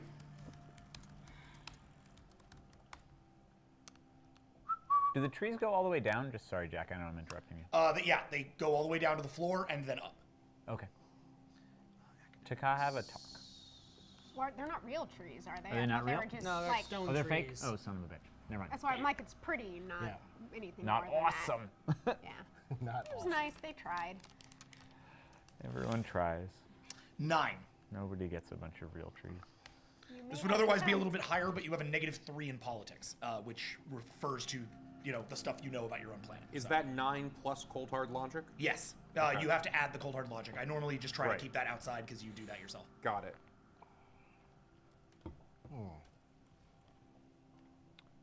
Oof. Ugh. 2. You never really paid attention in class when it came to other tall Klee. They were always fairly uninteresting to you. In fact, deeply uninteresting to you. So, I mean, maybe. Certainly old. Buildings are not science. Touche. As you clear the entryway, the security door snaps behind you, completely automated. Kapoosh, locking you in the room. Is there a keypad on this side at all? No. And the door seems even thicker than the entry door you just opened, which does not look like it's going to succumb to any manner of firepower or brute force. Sure. Okay. Captain, our answer lies forward, and I am now most curious to know it. As you walk forward, you notice 2 doors to the other part of the facility, each labeled in the tall Klee language. Hans, you can read this, as can you. Sublevels Gesundheit. is one. Ethology is the other. Ethology? The study of ethnographics, Captain. Ethology refers to the study of animal behaviors. That's what I meant. What was the first one? Sublevels. Sublevels. Well, the energy I'm feeling is Yeah, downstairs. I have no interest in ethology. Both Unless doors are closed. by the Somebody way. has ridiculous insight. Well, question. To the tall Klee, most of us would be considered animals. I Yeah, assume. and does this place look as old as him? I don't know.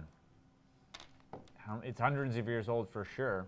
And he is also hundreds of years old. I take But a we've little had bit no of dealings with the offense. tall Klee. Right? We wouldn't know. I mean, you It's- certainly don't, and your concordance is offline, so what Right. the brightest But I know is not. what about brightest eye history? Can I? Oh. Hey, can I yeah, that? roll for it, man. Yeah. Let's hope it's Do you have a, you don't have a roll for that, right? Negative let's do it. 400. Yeah, that's what mine are too. I am dumb as a rock. All instinct. He Instinct clearly bug. did not Yeah. pay attention in school. Well, No. weirdly enough, you actually avoid the negatives on this because the only things that go into this are the things you have ones in. Oh, really? Or academics? Yeah, it's academics and politics and intelligence. Amazing. Ooh. -3, both for me. That would be even. It's But worth unfortunately, noting. that's it. So you're rolling 3. Great. It should be worth noting, just for everyone watching at home, every single other stat is a -3. He does not have a lot of intelligence skills. I got a 1. That's nice. Fail. Yeah, it's still a But fail. yeah. It's not a bit, have a 1 in but medical. you're not sure. Oh no, wait. Sorry, I rolled a 1. I got a 0. Yeah, no. You have no idea about brightest eye tall clear relations. As far as you're concerned, you guys have never had dealings with them. Cool. Captain, I am impatient to know the answer to this question. I suggest we split up. One group could be Nidar, myself, and Good Idea, and the other group could be you and Taka. And what happens if anybody even tries to shoot you? All of you are the most destructible things on my I'm ship. sticking with him. I think it'd be best if I stuck with her. Oh, see the difference. Yeah. Good Well, idea that's steps also forward not to a make thing that I feel point, particularly and as he confident does, his foot seems to step on a no. small like rock area that as he steps on it, the whole place seems to like fill the air of the place seems to fill with a spritz of unidentifiable liquid piped through what you can only assume is some manner of fire suppression system. Ah, It sprays all of you and then settles. does it burn or anything? Nope, not at all. Hans, In fact, it's scan this. the liquid is completely invisible after a couple of moments. The time for scans has passed. Who cares what liquid touched our body? If we were just I poisoned. seek answers. If we were poisoned, then we shall die. I think we were just Unless you're a doctor. Okay. I agree with the guy on this one. You are a doctor. 1, 2, 3. Were we just like sanitized? But it's only a 2. It's only a 2? Yep. Your scanner is completely on the fritz. It does not seem to be operating at all. The room is, as far as you can tell, only what you can see, which at this point is a computer terminal and 2 locked doors. Okay. A big locked door behind you. Is there anything in Alright. Talkly common sense that tells me what just happened? You can roll for it. This is a science roll. Oh, do you feel cold? Some kind Do you of feel cold? Do you feel hot? So let's go ahead and call this. You know what? I've done my Roll best for not to feel. bioengineering for 23, please. Oh. Holy shit. Well, I'm okay. I'm in my jar, so I'm not really. Yeah, you're Right, you're just squeezing like, up your jar. whatever. I love that. Yeah, it's a little windshield wiper. Gets his jar. Is your jar open on top though? No, it's all. closed. It's closed. It's like a one of those Screw tops. mason jars. Yeah, it's Well- like airtight. You've seen enough tall Klee experiments to know that most likely what you just hit is something equivalent to an experimental trigger. You enter an environment, the subject triggers the environment, either using a button or a foot pad or a thing that they eat, and that tends to trigger the actual experiment. What the nature of the experiment is, kind of unclear, but considering that you were just sprayed with a liquid that neither harms you nor seems to be corrosive, nor seems to be providing any kind of poisonous aspects, and your suit isn't picking up anything like that. In fact, where it hit your suit, it's not trying to hit your biology. It would indicate that this is not any kind of poison or other manner of liquid. So it's either something of a genetic marker in order to indicate which of you is which as the experiment proceeds, assuming you are in an experiment, or it's some manner of otherwise useful, maybe scent-based thing, like a pheromone? We're fine. We should proceed. I've just been sprayed with a liquid I don't even understand. It's not like these people just showed up and baked me a flan. They've sprayed me with something insane. Captain, I thought you were brightest eye. Why must we endlessly discuss and debate everything? Why must you second guess every single thing I say today? Moments later, you begin to hear an organic clicking, rising steadily in intensity. The sound appears to be emanating from multiple sources, right beneath your feet. I'm pulling out weapons. Yeah, arm up. You arm up, I leap onto Visionary Destroyer's back. That's actually probably a good idea. I hide behind him. You hide. Sure, I pull my rifle. You pull your rifle. As the sound gets closer, you all feel a trembling underfoot, just as a dozen hostile creatures burrow up through the floor, exploding into the antechamber in a billowing cascade of sound. Oh. It's time for each of you to roll composure and then initiative, because you are now in combat with a swarm of pre-concordance brightest eye. Oh, shit. Oh, shit, dog. Whoa. Brightest eye. Native. Composure. Composure. Crit Each count? roll composures count, crits count on composure, they do not count in initiative. So I'm just roll your composures, then I'm gonna run this down, all right, guys? Yeah. Ooh. My composure sucks. Do you have a composure roll, Visionary Destroyer? I do. It's a 3? Like in your macro? Yeah, it's a 3. Horrible. Oh yeah, it's real bad. All right, I'm gonna put some willpower into that. I'm gonna put 3 willpower into that. 3 willpower.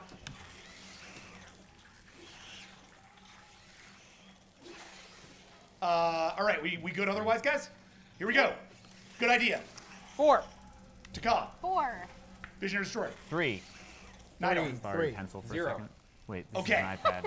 Hold on, let me borrow it anyway. I just want to know. Hans, you are not I'm going to gonna participate in this steal a spot combat.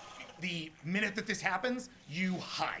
Like, full on, like, burrow down, get into the darkness, hide. As you do that, 3 of the limbs who are protecting you on one side are eaten by these brightest eye. Like, viciously and brutally. Their blood sprays you as you pass, freaking you out even more. The rest of you are going to receive an initiative loss on initiative due to the composure. This sort of freaking all of you out. This is sort of the last thing any of you expected. It's kind of a dangerous situation. Everyone, please roll initiative. Do fast reflexes count for initiative roll? I forget. I don't believe so. Let me check that.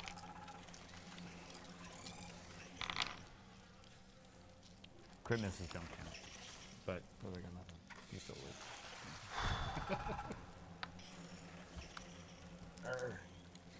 Yeah, this is not gonna go. Yes, fast reflexes add to initiative. Cool. Okay, initiatives. Let's go down the roll. Good idea. 2. Taka. 6. Wow. Wow. Visionary 2. Destroyer. 0. Okay, Visionary Destroyer, good idea. Please roll again. 2.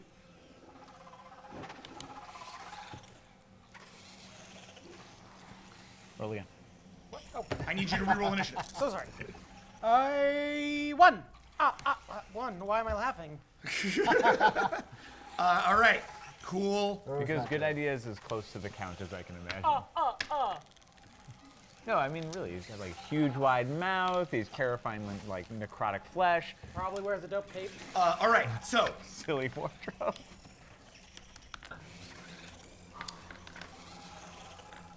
hold up a second. I'm gonna roll a few rolls because you're in combat with a lot of people and they all go first. So give me 1 minute while I figure this out. I just want to take a moment to thank Shay for this absolutely delicious There you go. cocktail. Which is same, been because mine is really- pretty much gone. Oh, who stole my cocktail? Oh dear, what happened to my drink? Oh no. I think these drinks were disappeared. definitely a good idea. Drinks were a hella good idea. They were a good idea. Yeah. Freaking delicious. Yeah, you are now in combat with tomorrow morning. Yeah.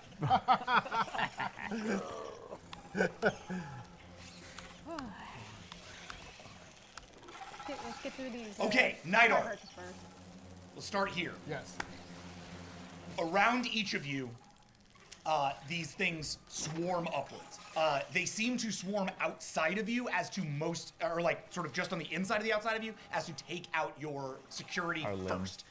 They pull literally all of them to shreds. Great. So I'm In gonna your change this first to a turn, 0. your security team is slaughtered.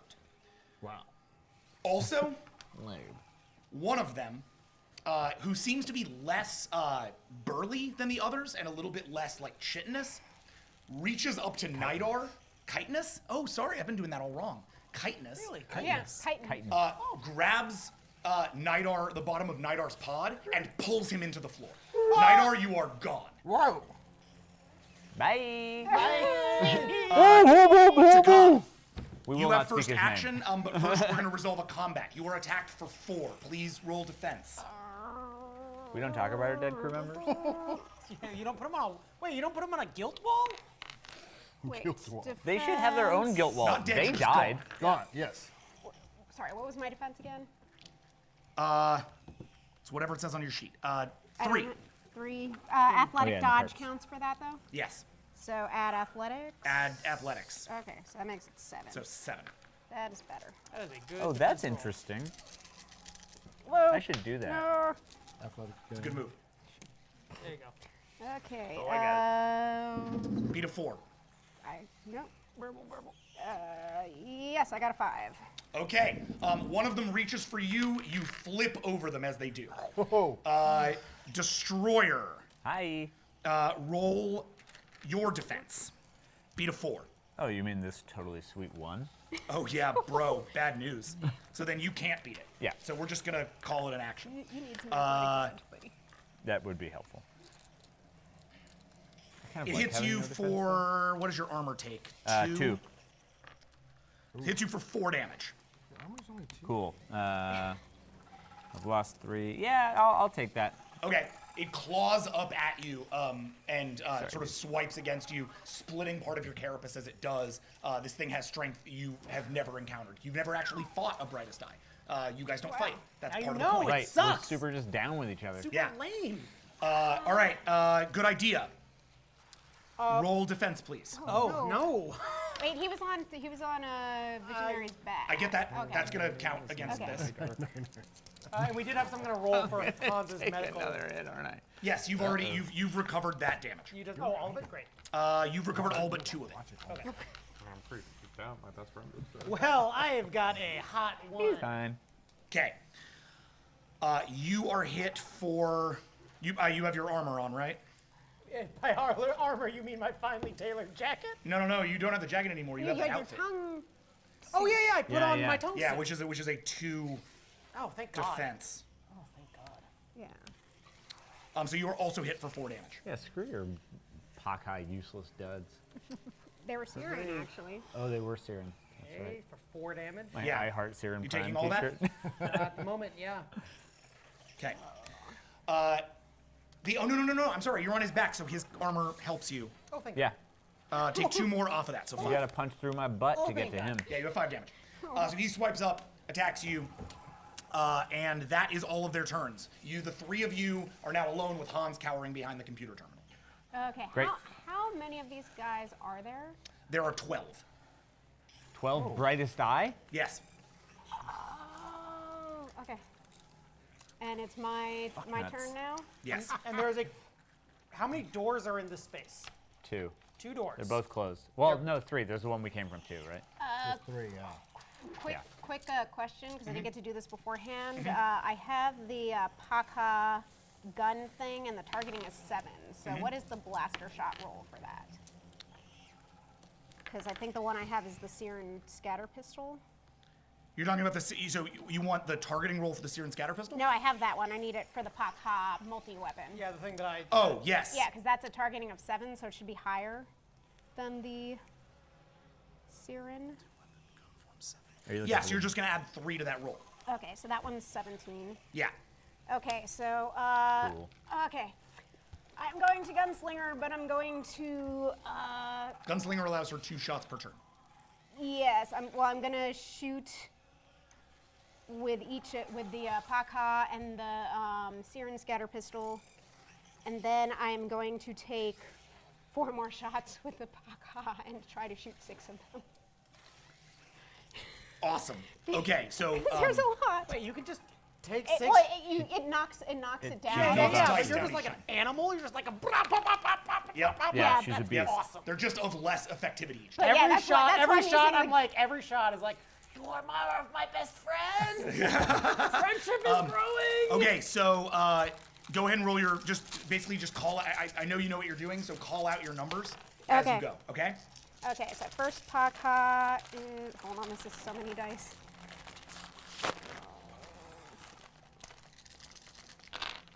Can you figure those for me? Yeah.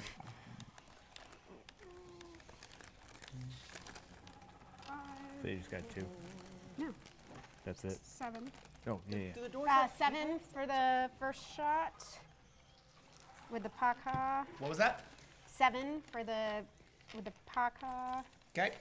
And then for the sear and scatter pistol. That's a hit. 1, 2,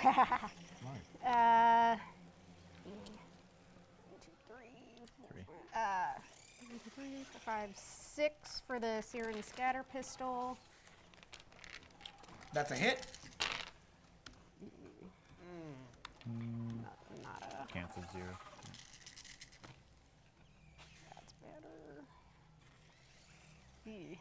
4 for the second shot with the Paka. That is not a hit. Oh, -1. These are not good. These are all getting very. Wow. Yeah. 1, 2, 3, 4 for the. No, 5. That's a crit. That's worth 2. I know. I took that out with the negative. Oh, yeah, yeah. That is not a hit. 4.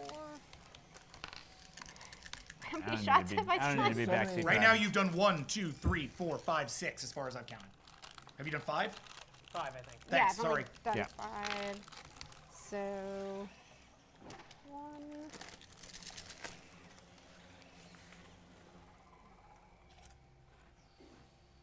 And yeah, 3. Okay. So, Taka leaps into the middle of the room, pulling all of her weapons on all of her arms and just firing wildly. She sort of spins as she does, like some kind of death tornado. And she just starts like... Some kind of death tornado? Yeah, death as she tornado. does. One of the brightest eyes hit first with the multi-weapon in the shoulder. It sort of blasts his shoulder off, and it screams wildly as it does in a sort of kind of sound. The others start to swarm over to it, and as they are each injured in turn, a little bit here and a little bit there, pull that one to safety into the hole and disappear. Oh, great. Behind them, they reburrow. You are now alone in the room. The brightest eye are gone, and so is Smells all Nidar. our guns out. Like, where did they And go? so Where is did they go? Nidar. And with that, we're gonna take our break. Oh, you son of a bitch! We'll be back for the second half of this episode, The Hunted and the Dying by Emmett Fury. See you on the other side. Oh, wait, what? What up? Welcome back. It's Vast. We are back with The Hunted and the Dying, the 10th episode of Vast and our most recent episode with The Brightest Eye. We are going to jump right back into it because we have a lot to do and because they are in mortal danger. Yay! So, to recap, you've entered an ancient Talclea facility. You have been shut inside. There are 2 doors, one leading to something called sublevels, another leading to something called ethology. There is a computer terminal that sits between them. Both doors are locked. You immediately see that the pursuit of your attackers, who have taken Nidar, is impossible. Most modern Brightest Eye do not, or modern Brightest Eye, who like the ones on Pupil, do not have the ability to burrow through sand. In fact, as far as you know, Visionary Destroyer, that's not something the Hunted and Dying on Pupil were capable of. But if you could follow, you wouldn't even know where to go. It is clear that these Hunted and Dying escaped in a downward direction, so the door to the sublevels is obviously an intriguing prospect. But as you suspected, it would be impossible to force that door open, with blasters on hand, especially now that all your limbs have been torn to shreds and their weapons themselves have been broken to pieces. Rescuing Nidar is not the only reason to go into these sublevels, however, because Good Idea and Taka have both now experienced enough understanding of the anti-slate radiation beneath you to know that it is in fact beneath you. Go.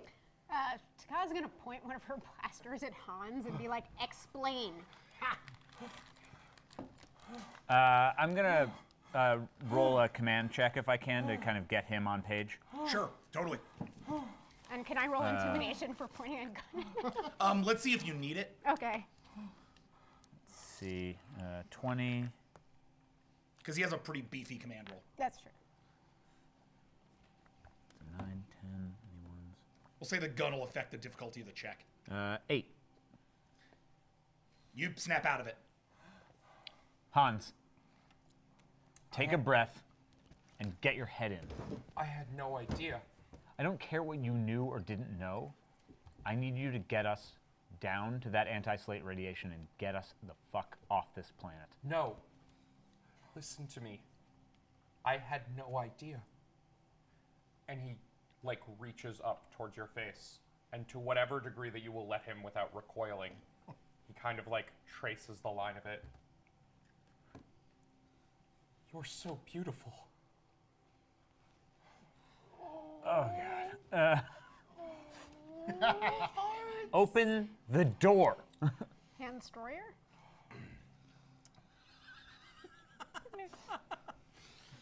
Needs work. We should not go to the sublevels. I want that anti-slate radiation. I understand. We need night armor Listen too. to me right now. Give me what I want, or I find my ancestors, and you wind up like the brain. Understand, we will all likely end up like the brain before this is over. But Captain, I aspire to give you what you want. Listen to me. This facility is emitting anti-slate radiation. Ethology? Is that what it is? Study of animal behavior. Ethology is the study of animal behavior and the evolution of said behaviors. Evolution being the key word here. To the tall Klee, you are all animals. I believe, given the anti-slate radiation, this facility could hold the answer to the slate. This animal has a lot of guns. And that's an answer I want. I agree. Open the door.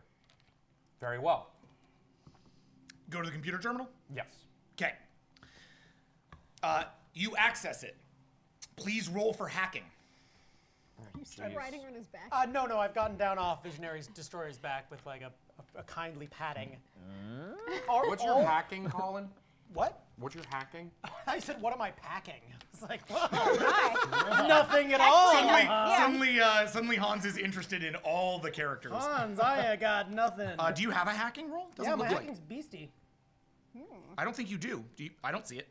Well, it's I'm beast at computers and... Right. I'm saying you don't have a hacking macro. No, I have a... Got it. Great. Yeah, okay, All yeah, right. I don't.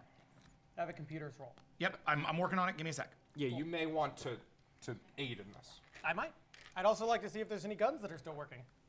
They all got smushed. Yeah, they all got smashed. Well, I wonder if I can field engineer or replace Go ahead and roll for perception, but do it after you do this. After we check this, okay? Yes, totally. I could give him my shittiest gun. Your hack is 14, Colin, which is better than Hans's at 11. Okay.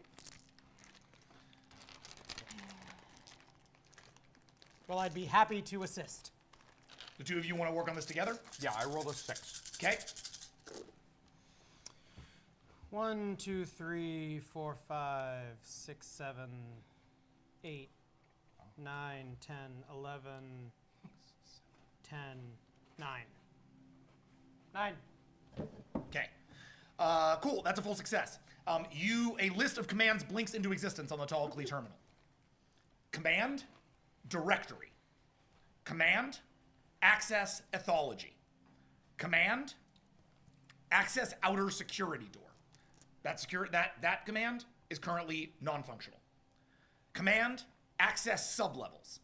That command is also non-functional. Command access directory. You see a map of the layout of the facility with the following legend. It's a big map of the basilica, right? Level 1, where you are, antechamber. Level 2, ethology.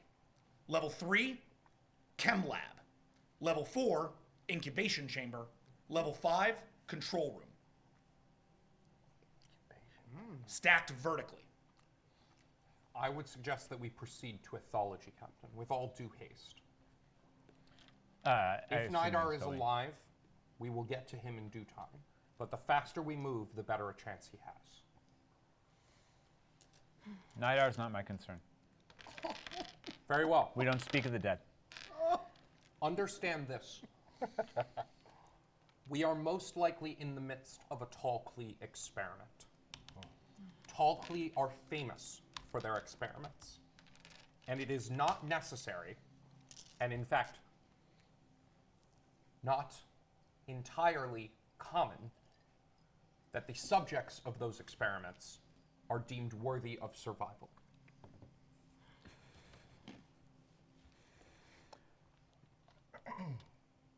I just saw something interesting. I saw what we used to be. What my people were. We used to be called the hunted and the dying. Did you know that? I did, yes.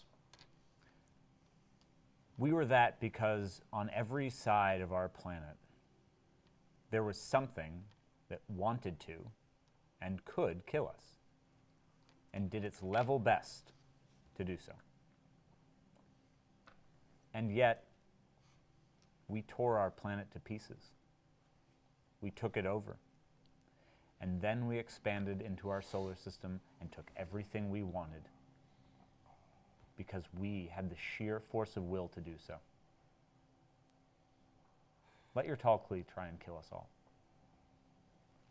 I'll not be the hunted and dying again. I key in ethology.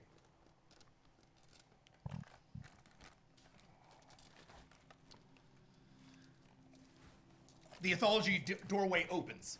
A small platform exists there for bringing you to the second level. Let's do it. You step inside. You want to look for a gun? Go for it. It's a perception check. Great. 1, 2, 3, 4, 5, 6, 5. Okay. You find a weapon, but it is in two pieces. I'd like to try and field engineer it into either a working gun or an explosive device. You can do that over time. Great. But the rest of your team has entered I will the grab the ethology. pieces and track along. Okay. Seriously doubt we're going to let him do that. It's up to you. Yeah, I'm not cool with that. He walks up to the portal. Good idea. Captain. Put it down. Captain, And get on my back. Captain, I can rig I'm this not into going to let you die, but I'm not going to let you get away either. I don't plan on getting away, but I can rig this into Good a very idea. powerful... The captain has already spoken to you. If you make him speak again, it could be most unwise for your physical safety and the full integrity of you and all your remaining limbs. Oh, all right, Do you want Doctor. him to roll for that or no? No, Okay. no. Doctor has some bedside manner, I see. Glad that you could join us with a spine. I toss the thing God just aside. rolls her all of her eyes. And yeah, Hop I'll hop on. on Visionary Destroyer's back. Onwards! And Yeah, you begin, fine. and you begin to move upwards to the next level. It's my thing, apparently. Nidar. Writing people.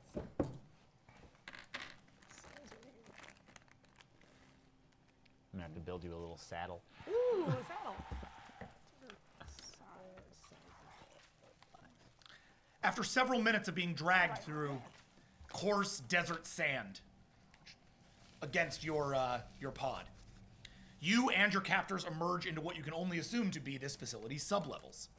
There is almost no light for your ropalia, which is incidentally how you see to detect. This is how jellyfish see. You don't have eyes, as it were, right? You have ropalia. Yeah. Do you want to activate the work lamp on your containment pod? Let's do that. Yes. Okay. Your lamp isn't exactly designed for seeing at long distances, but the limited illumination does begin to give you a sense of your surroundings. It's immediately clear that the architecture of this part of the facility is completely different than that of the above ground portion. Completely. For one thing, it's clearly designed for a larger class of being than the Talclee. The ceilings are about 20 feet tall. 30 feet tall. And the doorways seem to be designed for humanoids between 12 and 14 feet in height. The walls are of a silver-white nature, stripped with blue accents. So that's clearly bigger than for the brightest eye. This is not a brightest eye ship. At least nothing you've ever seen. None of the organic nature of a brightest eye ship is present. None of the color scheme is present. Because I can't really see that far, is there any way I can sense to see who's around me? So you do not have your telepathy. Your telepathy. Well, you have local telepathy. You want to try it? Yeah. Great for it. Go for it. This is telepathy scan for 24.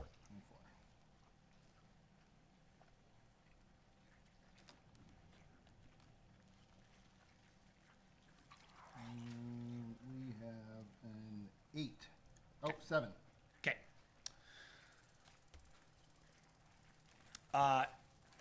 You are currently surrounded by a small amount of hunted and dying.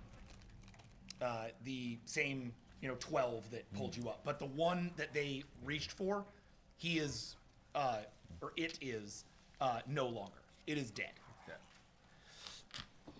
On either side of the dirt floor from which you and your captors remained or emerged, you see two massive bay doors which have been wedged permanently open by the unrelenting sand.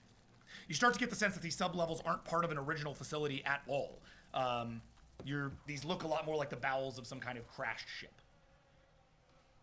There is a portion of this chamber's floor that is cordoned off from the rest of the ring by stones, which can only have been arranged in this way by the hunted and the dying. It is toward this ring that your captors drag their vanquished brethren.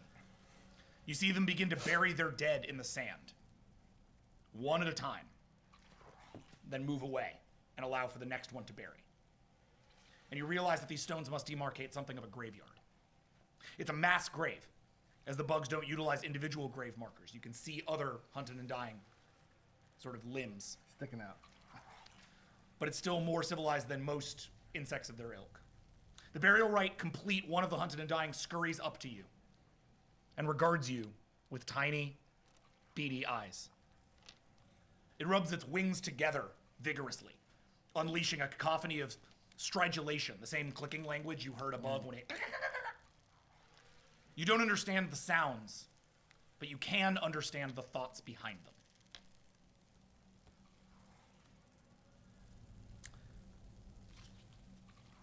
The one in front of you speaks. I am called Enduring Adversary. This is Stalwart Sentry. This is Errant Shadow.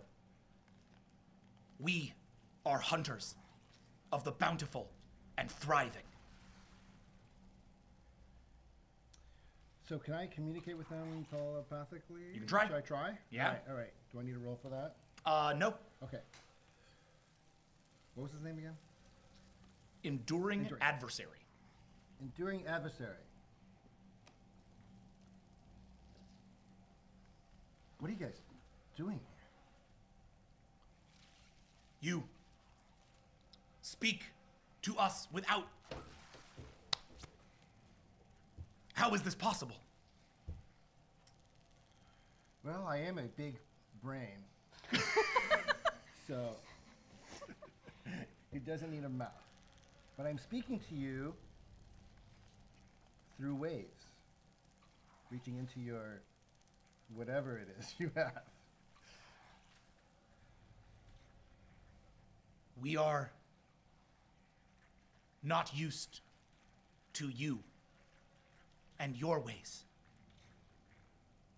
When we sense a trail, we follow. When we sense an enemy, we kill.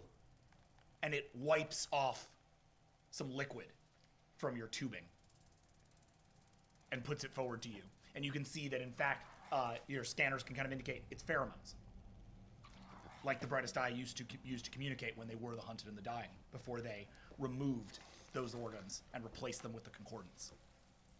And that was what we were all sprayed with that, including the limb that were defending us?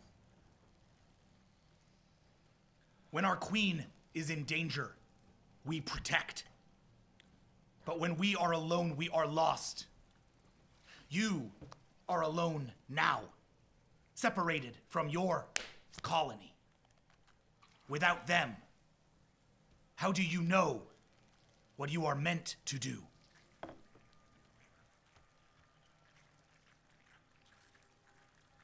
Well, that's a good question.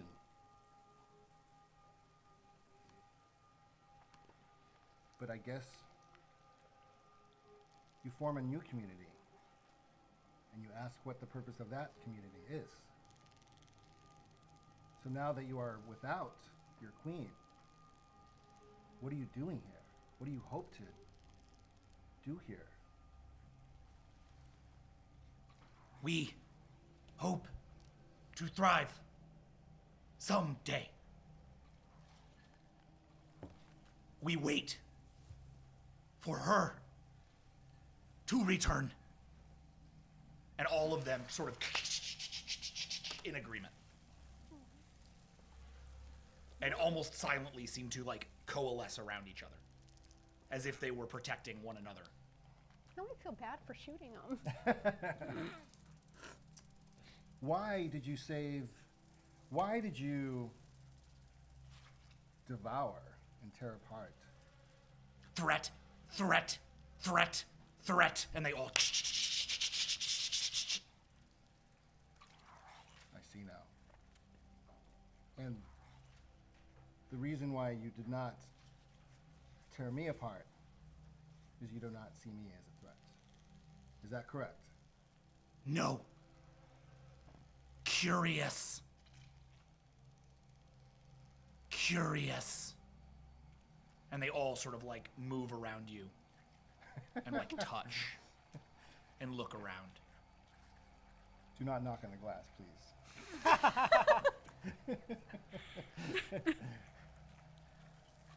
You are free. Tell us how to be free.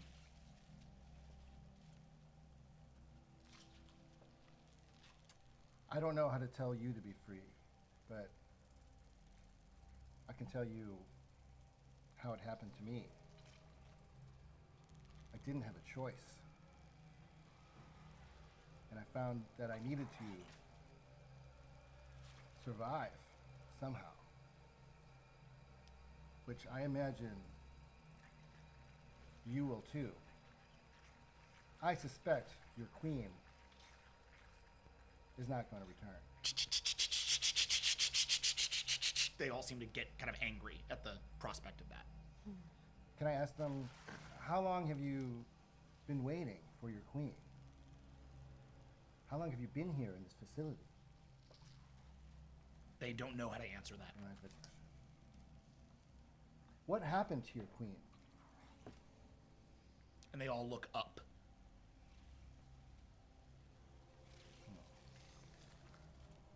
She was taken away. Was she grabbed? They just look up.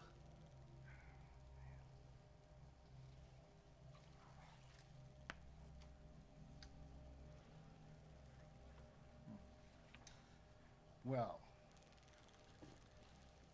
what if together we find a way out of here, and together we will find a new purpose? You make us free. We make you free. Yes. Let's do that. All right. I'm going to leave that there for a second. Above. The door opens. And you enter ethology. Guns out. Yep, Taka guns out. enters the room first, scanning the room with her guns. You see that it is comprised of 8 transparent aluminum specimen cages, all of which are empty. There's also a central terminal, similar to the one in the antechamber. I head for the central terminal. Go ahead and roll for hacking, please. I'm gonna motion for Good Idea to help me with this. Oh, Oh, I thought I wasn't good for helping. No, I think it's best that you handle this for the team. Thank you. good idea. Captain? Help him. Oh, of course. I'd love to. Roll 11. Roll, what is it, 14? Yes.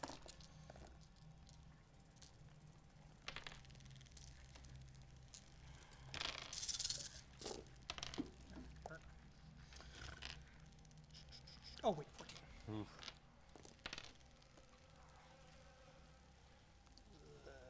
Oh.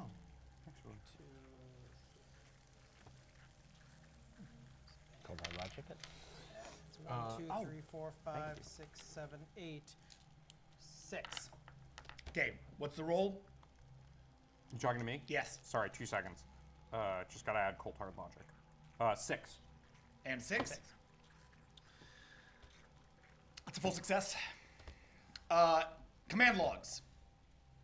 As you enter the terminal, command logs. Command access chem lab. Command logs. Thank you, good idea. Hans, there are 2 accessible log files. One labeled relocation, and the other labeled stridulation as language. The rest of the entries appear to be corrupted. Strangulation is language. Strangulation as language? Stradulation. Stradulation. That's the Right, right. a 1/5 scale hologram of a tall Klee in a lab coat materializes above the terminal. Hans, you recognize her as female, but this distinguishing feature, or this distinction will be lost among everybody else as the hologram begins to speak. It's practically impossible for outsiders to tell male versus female tall Klee, as the tall Klee no longer reproduce biologically, and as a result, don't really have much need for like gendered images. They've evolved way past that. She speaks in the tall Klee language, which only Hans and Good Idea would understand. But feel free to translate for the rest of the team as this goes on.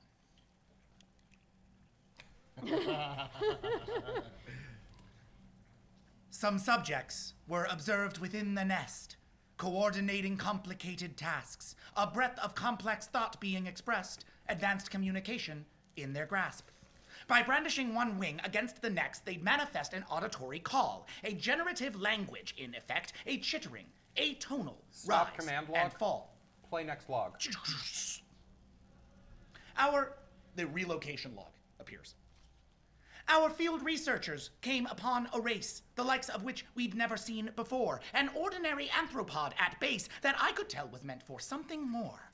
But, sadly, on the world from whence they came, their numbers and their days were growing thin. Momentum lost was ne'er to be regained, their culture stymied ere it could begin. We knew that they would never prove their worth while stranded on the planet of their birth, this noble species, soon to be erased, for nature erred in choosing them a place. A sampling of the species was secured and relocated swiftly to our lab, whilst in our care their safety was assured. A luxury that they had never had. The log entry ends. Hans, you recognize the lyrical way that this tall Klee speaks as a remnant of a bygone era and a bygone world ship, long since abandoned. There was a time when all of your people spoke in this manner. The ability to speak extemporaneously in rhyme and meter was just one of the many feats of intellectual prowess made possible by a pair of highly functioning dual neurocortexes working in tandem. There were a few on your world ship that still kept this tradition alive on occasion, generally the very, very old. For their part, the tall Klee in general have abandoned this practice, since it was not terribly efficient. Are you going to translate for the people? Somebody. We didn't bring one of the Syrian translators with us? They don't speak tall Klee. We are slightly closer to answers, but not as close as I would like. Access Chem Lab. Shh. The door to the chem lab opens. Can I make the striation sounds? Can I speak that language? Would you like to roll for it? I would. Cool, man.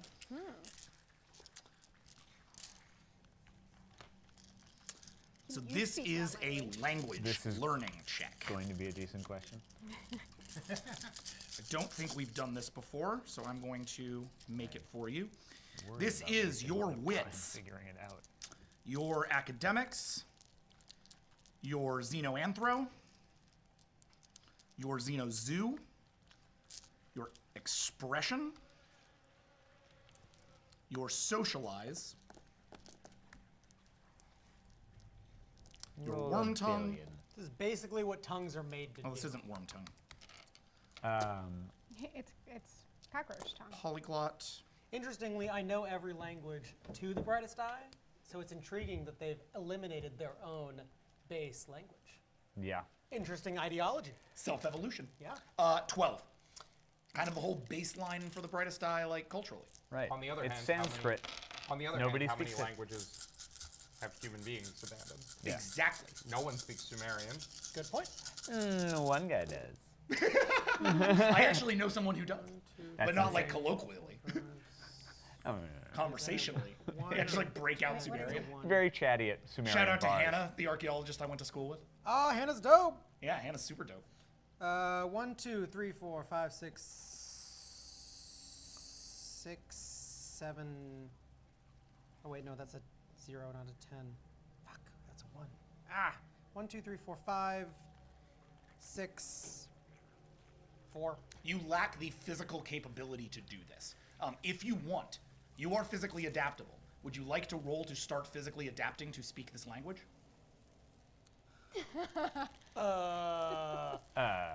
Yes. Okay. Am I physically capable of speaking this language?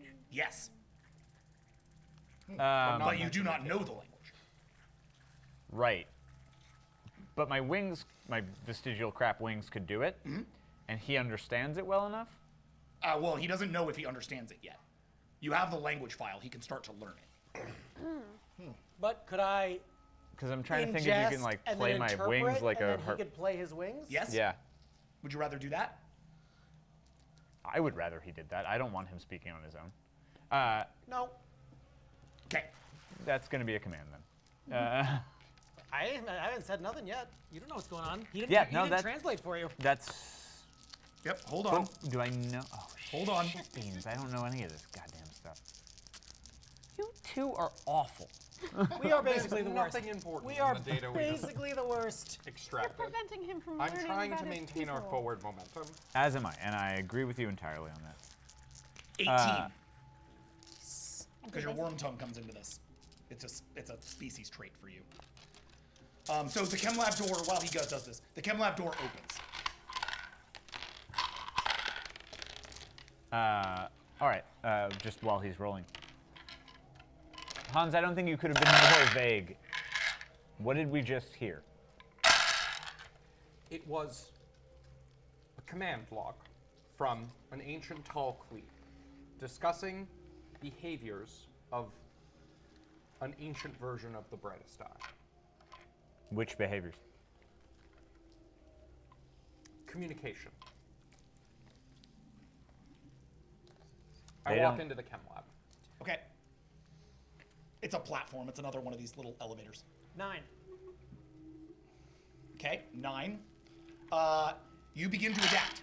It's going to take you some time, but you are very slowly going to sort of like direct your biology to start taking your arms and making them into wings. Are we going These to won't necessarily be functional wings, but they will be like enough so that you can start to make. Or like tightness edges. Is he going to look like a little penguin? We'll deal with that. Okay.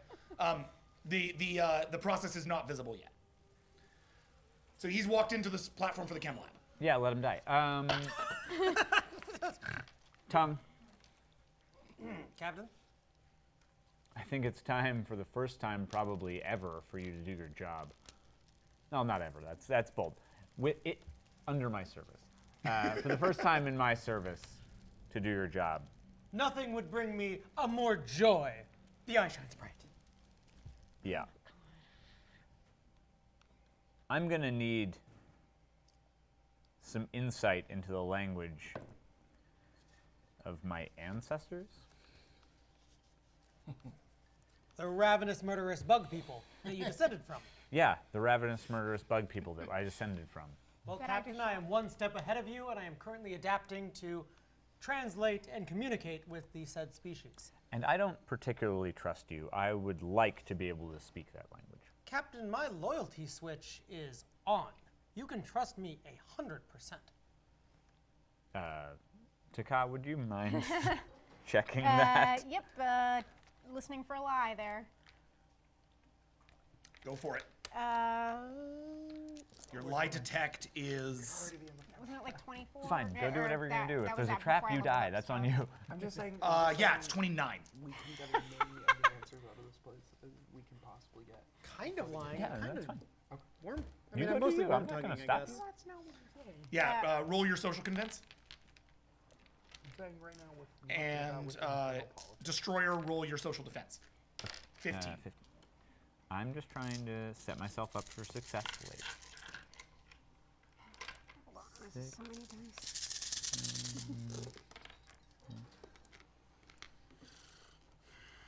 5.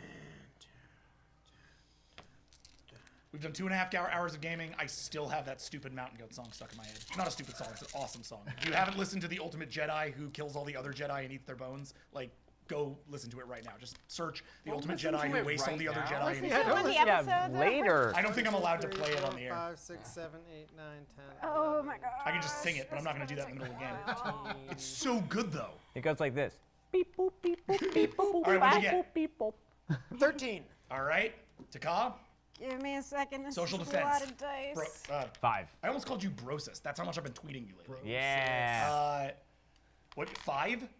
Yeah, it's crap. Yeah, he is very convincing that it is probably a better and more effective idea to let him do his job. Okay, fine. And as far as you understand it, his loyalty switch is still flipped. So, 9. you do not detect his lie. Okay, so he's telling the truth. All right, fine. Really not a lie. Yeah, it wasn't entirely. Well, let's follow the science thing. Science. Is he still alive in there? Well, Okay. we'll find out. You guys head into the room? Yeah. Yep. Okay, you head onto the platform closes behind you, and you head up. Deep beneath the planet. Nidar, the Hunted and the Dying have sort of surrounded you and are asking you for direction. They have started to, since you decided you were willing to give them a purpose, they've started to looking to you as somewhat of a queen. You speak sort of into their minds, so you have a certain amount of recognition from them. So they're not going to kill me. I sense they're not going to kill me. They are not interested in killing you. You have made, because here's the thing about the Hunted and the Dying. The Hunted and the Dying are kind of by their very nature. What's the new name for them? They call themselves the Bountiful and Thriving. Bountiful. And the Bountiful and Thriving, by their very nature, much like the Hunted and the Dying, communicate entirely via pheromones. That's how they operate, right? So they pheromone each other, and they work as a group. Now, these seem to have developed communication, which is interesting. This kind of communication, not necessarily something the Brightest Eye ever did. It's just something they've started doing, because they've been here for a very long time. As a result, as you've sort of like started to learn this language and learn who they are, you've gotten a sense that they are in fact, sort of unified, but that they are starting to develop individual personalities in the same way that the Brightest Eye did. Okay. You have been, you've been working with them. They, as a result, have led you into an area of the ship which can only have been the cargo hold. The cargo bay doors, currently open, appear to have been the primary means of embarking and disembarking the vessel when it was in operation. Beyond the bay doors, you can see the outer side of the blast door you saw in the research facility's antechamber, that one labeled sublevels. It's right there. There doesn't appear to be a terminal or any means of accessing it, however. Judging by the dozens of Bountiful and Thriving around you, maybe 50, 60 of them, milling about, it seems like this is where their colony primarily congregates. You are among all of them now.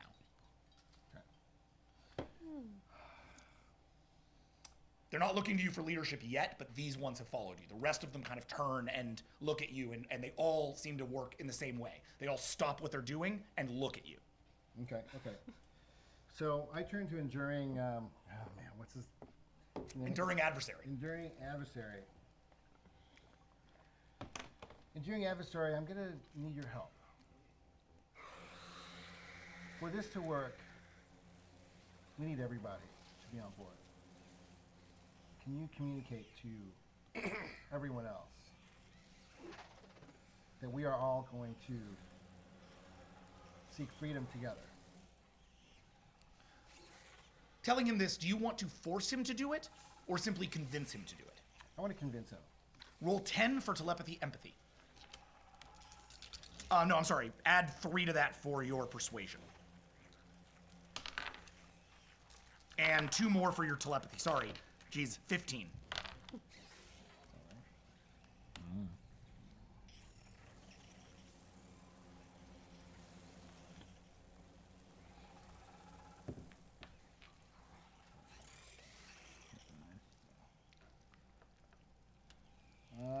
Not great. It is a 3. He Four, kind of sorry. he kind of looks at you and sort of turns his head, and he sends a pheromone out. You can kind of sense it. And suddenly another brightest eye, who's deep in the crowd, steps forward and walks up to you, like looming above you, very like sort of animalistically intimidating, and starts to chit and talk with the other guy, or kite and talk with the other guy. Enduring adversary. What is this thing? It smells nothing. And adversary stands up. Rigid pragmatist. This is not your decision. And the adversary steps up. All bountiful and thriving make decision, and then all of them start to sort of chit this, and there starts to become a bit of chaos among them. More of them are yelling. Unbending loyalist, efficient forager, itinerant wanderer, and they all are just shouting at each other in a cacophony that's almost too loud to understand. The threat of violence is starting to become real. All right. I'm in love with these And names. my psychic powers don't work down here. Hmm? My psychic power. I can't like do a little calming into the brain. You can try.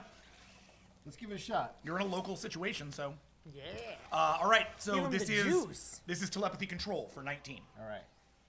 And I remind you, you have willpower.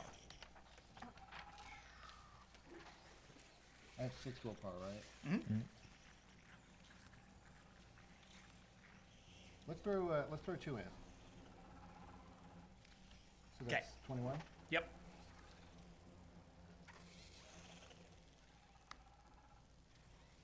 Oh, right.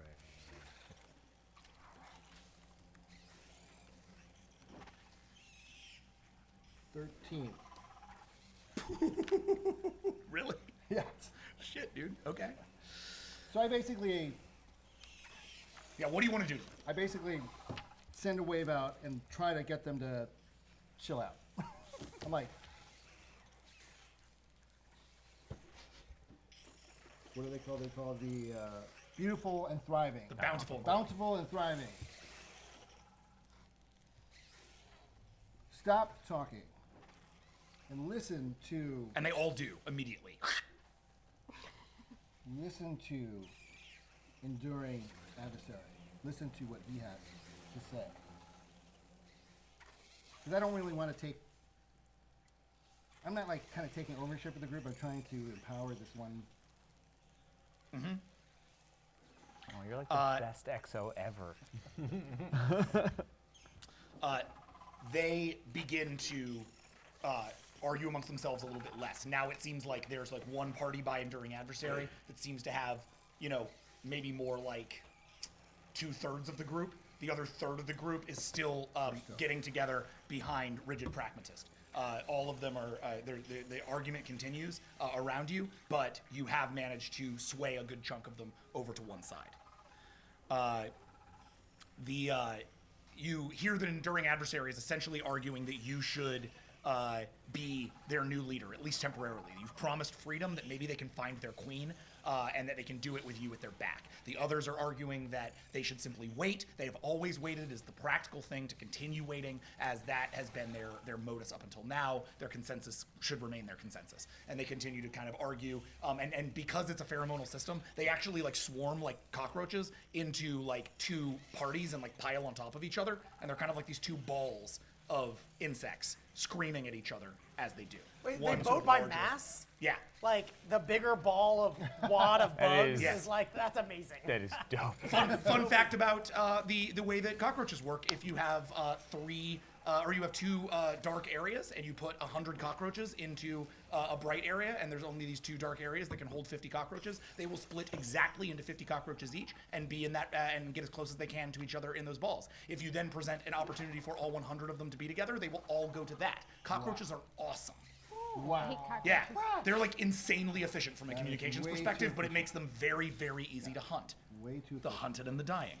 Dun dun dun dun. All right. Bling. Above. Bling? That's the ding. More you know. As you enter the chem lab, you see 5 large tanks, each labeled in tall Klee. Hans, you can translate these easily. Friend, enemy, queen, trail, and nutrient paste. There also appears to be what looks like a chemical shower, and another terminal like the others you've encountered throughout the facility. I am now willing to speculate that the substance we were sprayed with as we entered the building was one intended to make the primitive brightest eye see us as a threat. Is there a better thing to spray us with? Taka, you'd be surprised. It seems like these jars are each equipped with, I would guess, some kind of pheromone or chemical balance. Queen. Very well. All of us, or Just you? me. Done. Hold on. Captain, I would urge hesitation. What kind of queen can't speak the language of her subjects? One who is too far removed and too great for them.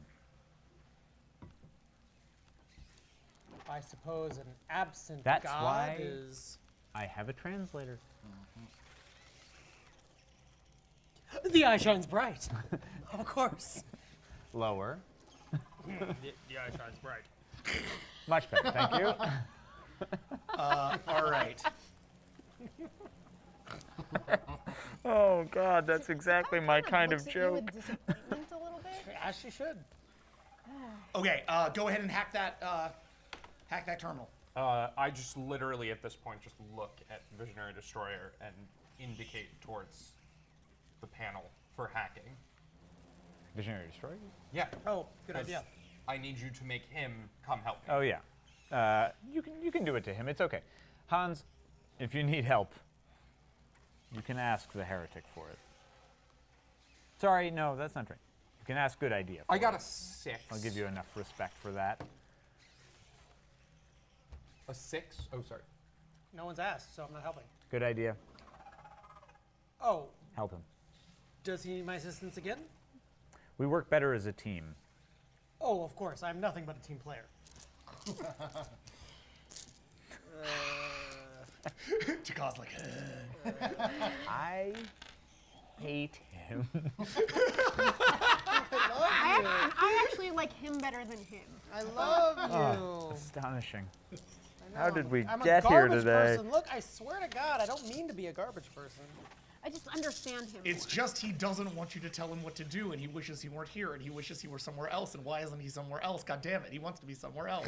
Yeah, but like that's ridiculous. Are there any non-queen, Wow, I- non-threat that the How you rest doing? of us One. can be sprayed with? Okay. Yeah, there were a couple others I can't remember. No, You open yeah, up but- the deal, and it says command logs corrupted. Command deploy chemicals, and it's disactivated or deactivated. Command access incubation chamber, that is active.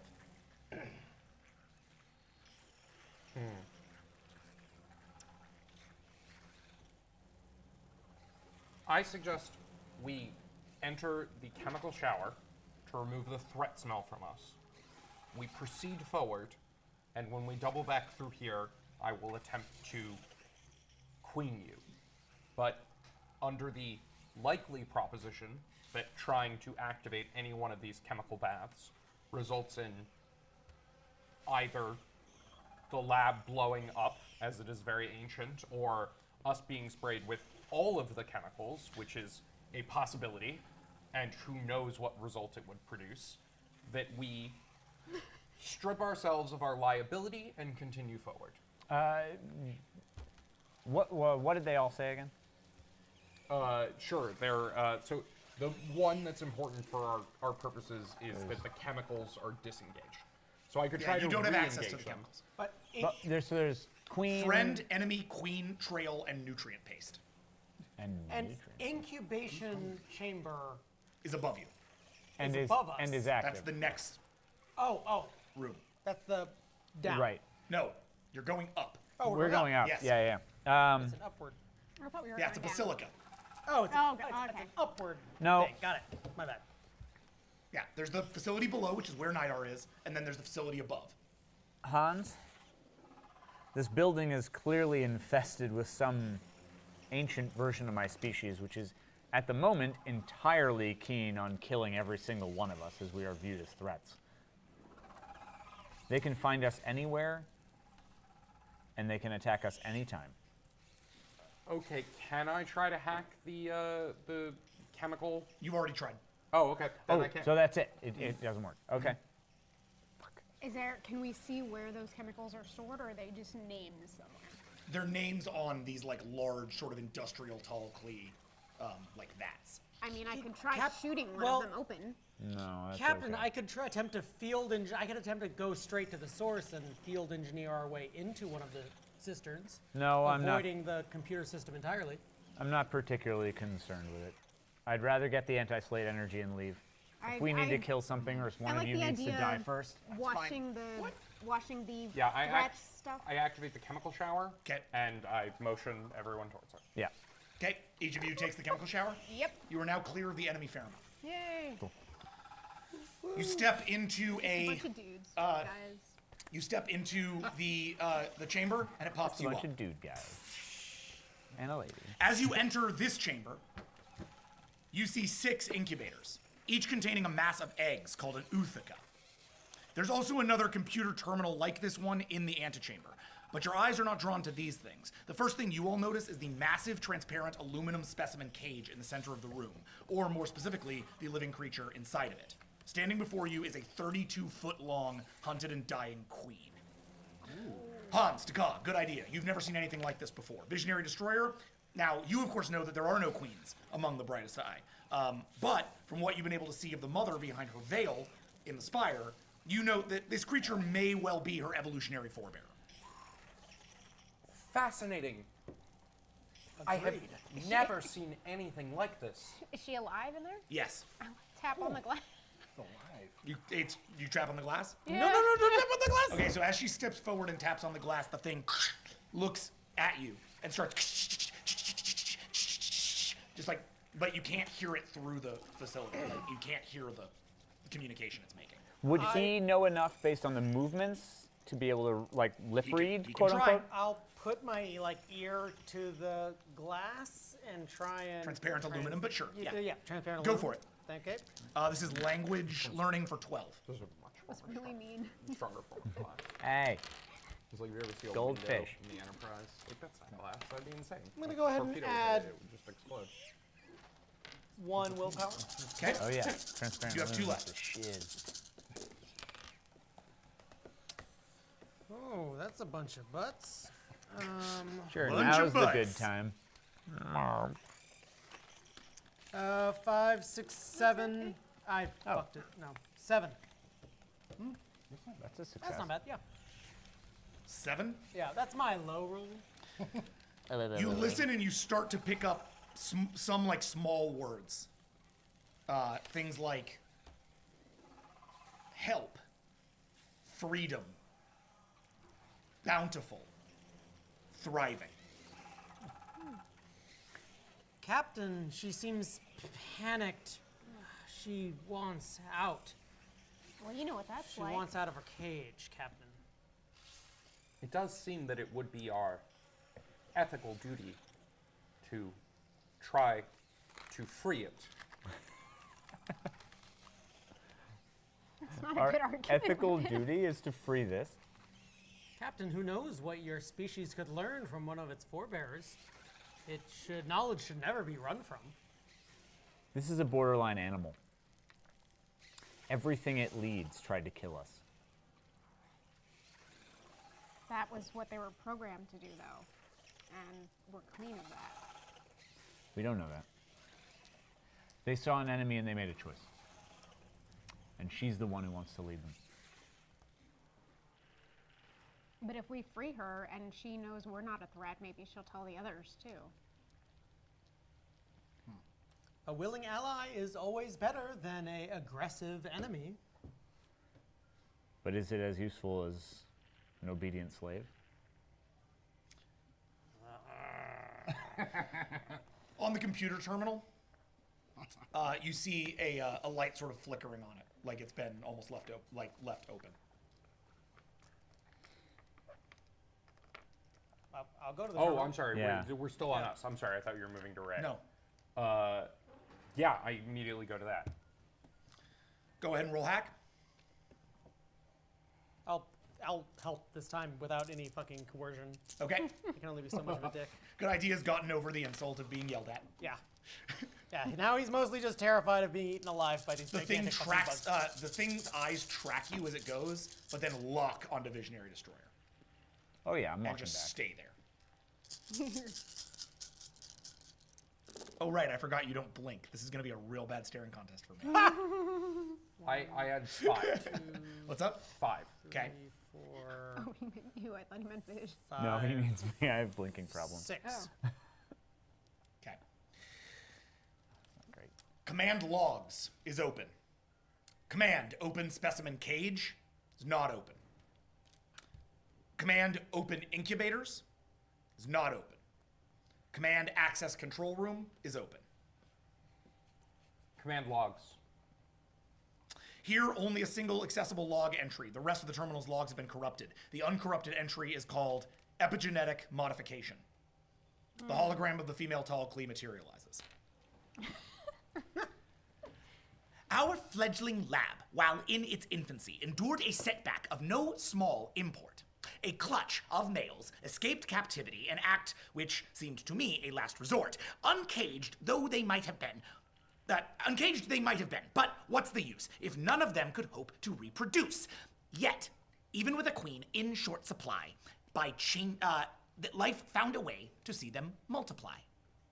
I've found in sentient species there is a trend. Genetically, their gender set in stone, a stricture that these anthropods transcend by changing genders once they're fully grown. Their queen, you see, emits a pheromone that renders all her subjects not but men.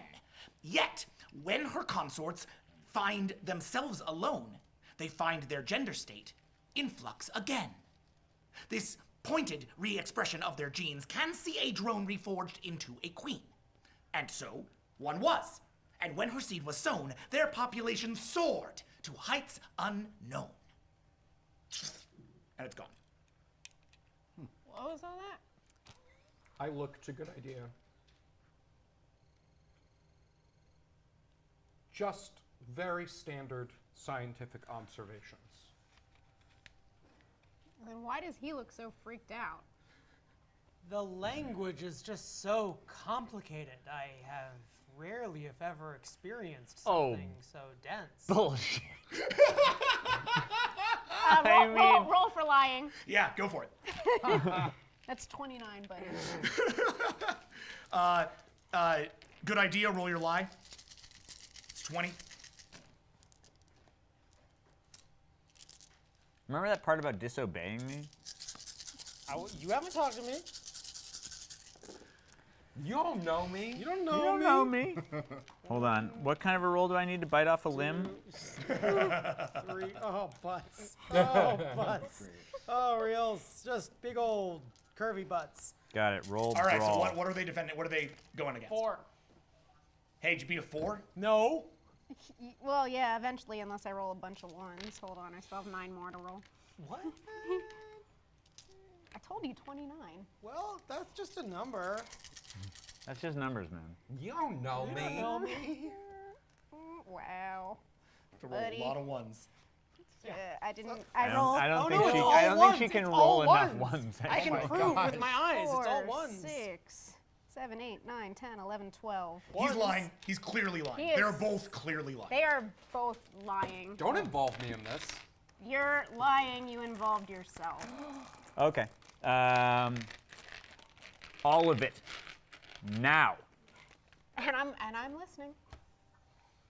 Visionary Destroyer gets big, like the one that got up in Nidar. Like, looms No, you over can you. still The do that, physical that's threat is okay. intense. Captain, I'm sorry for my subterfuge. It's a complicated language, of course. The queen. Now! The queen is telling us, or rather, the tall Klee is telling us that this queen was no queen. She was a male. She was a drone. Apparently, your species is gender dysmorphic. It can change when isolated. Fine.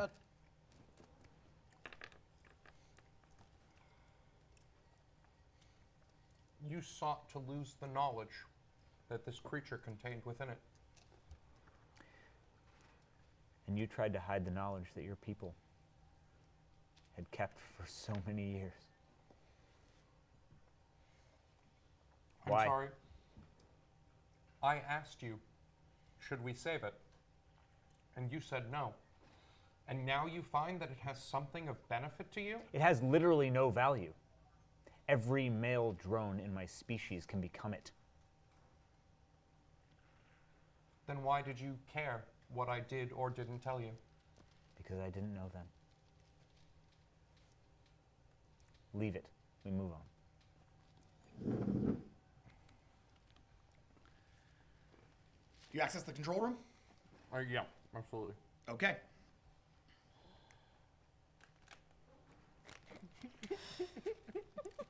Down in the base of the that cargo hold of that silver and white ship, or silver and blue ship, you find yourself in the middle of this sort of intense argument. There are, however, a good portion of these that are looking to you to make the final argument. All right. Bountiful and thriving. Living down here in this hovel is not a life. You deserve better than this. You cannot wait anymore. You must move forward and find your new purpose. Follow me out of here, and we will find that purpose. Now, how the hell do we get out of here? Do you control them, or do you convince them? What's my higher roll? It's about the same, is it? Controlling is much more powerful. Let's try. It's a 19 versus a 12. Let's do control. Okay. 19, please. I remind you, you have willpower.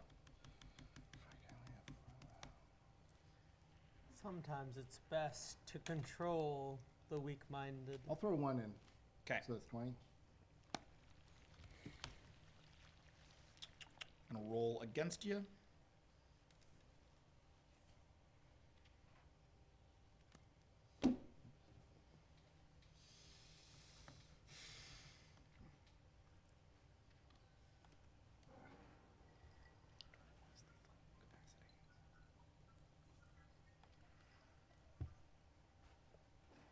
It's 10. Okay. You reach into the minds of the whole room as much as you can, and you manage to get most of the large ball. Some of them splinter off into the other pheromone group. It's a little bit more equal now. It's about half and half, but about half of these things unball and then ball around you. They are now taking orders from you. You are now their queen. And as they start to swarm, making chitinous sounds of deep delight. He's a brain in a jar and a ball of cockroach. You are going to hold the camera for me while I run to the restroom very fast. Excuse me. Oh, the cat's away. It's the brightest eye show. The brightest eye show. Everyone Welcome likes to the the brightest eye. No Jack Beep, to boop, boop, ruin boop, the boop, show. boop, boop, are boop, just boop, boop, trees boop, on- I'm going to boop, share this boop, brain boop, cell. boop, boop, Oh, yeah, let's all have a little brain Yes, night I have plates. Oh, I you have got plates tiny for little everyone. bowls. I'm going to share Oh, this. we can all have a slice of Alcohol. Nidar. Hold on. God knows what. Wait. Look, it's the bountiful and the thriving. Oh, they're together. They're a wad of cockroaches.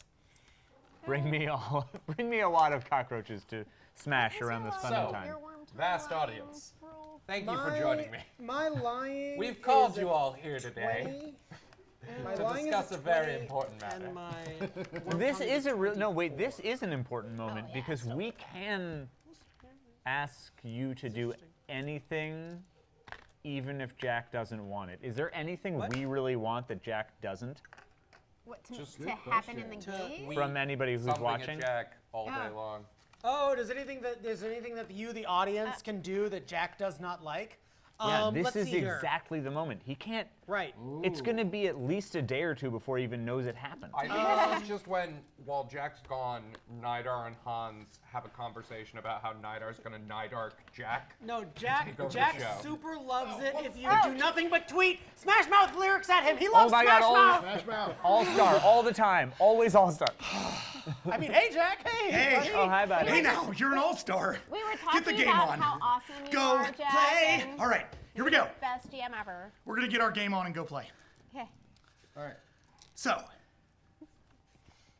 as you enter the control room, Oh my God, Shay, you monster. Oh wow. Slice of Nidar. Oh my God. oh shit, is there any of that left? Yeah. Those are stupid. Yeah, oh please my take God. mine.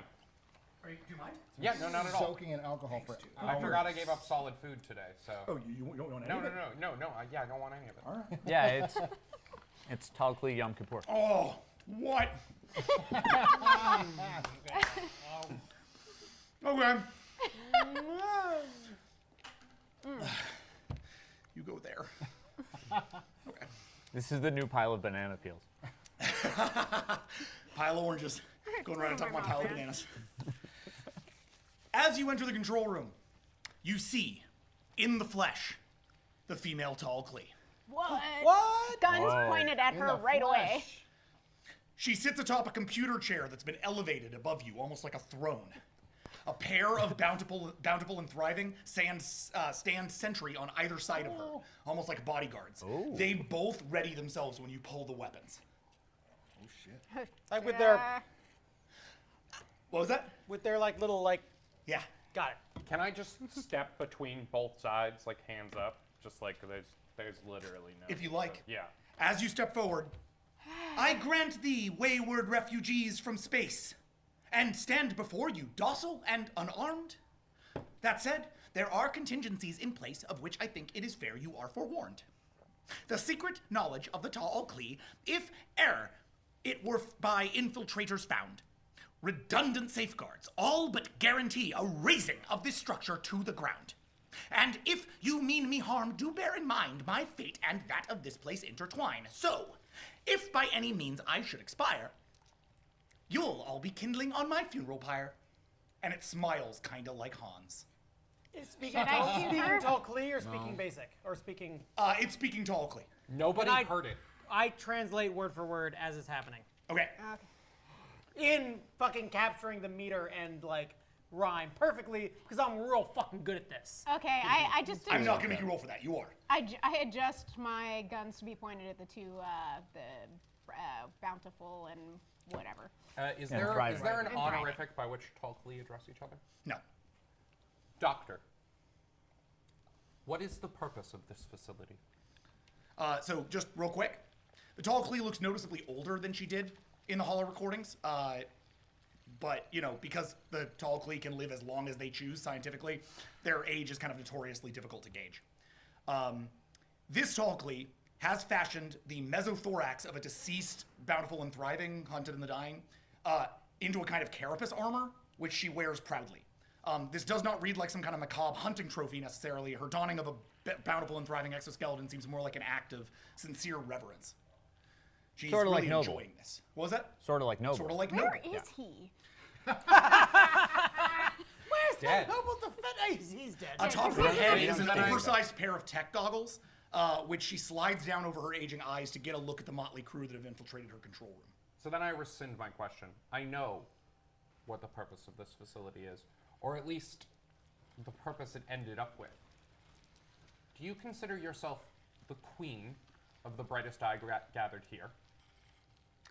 I'm designated Garen Erebath, the overseer here at Bastion 3. And albeit a bayant epithet when all our staff are dead, well, all save me. 'Tis been 2,600 years I've manned this errant station, left for dead, a burdensome appointment, sans arrears, or conversation outside mine own head. 'Twas not a sense of duty bound me here, but want of a transport to convey me hence, a scientist without an engineer, marooned until a rescue ship was sent.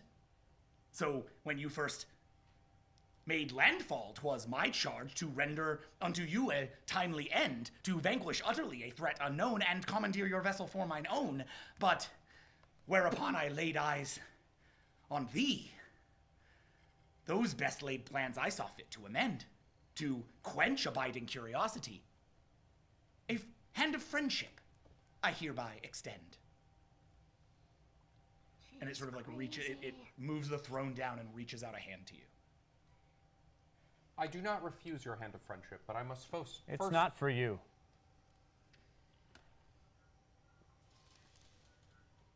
Yeah, I take it.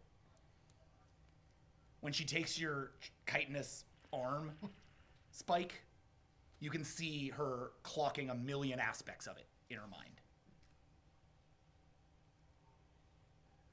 And then she looks up to you, reverent. Yeah, I pull her in for a hug. She resists.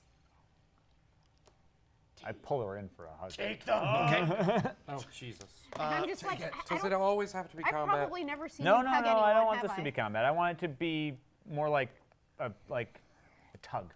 Well, like a traditional I brightest yeah, eye understood. greeting.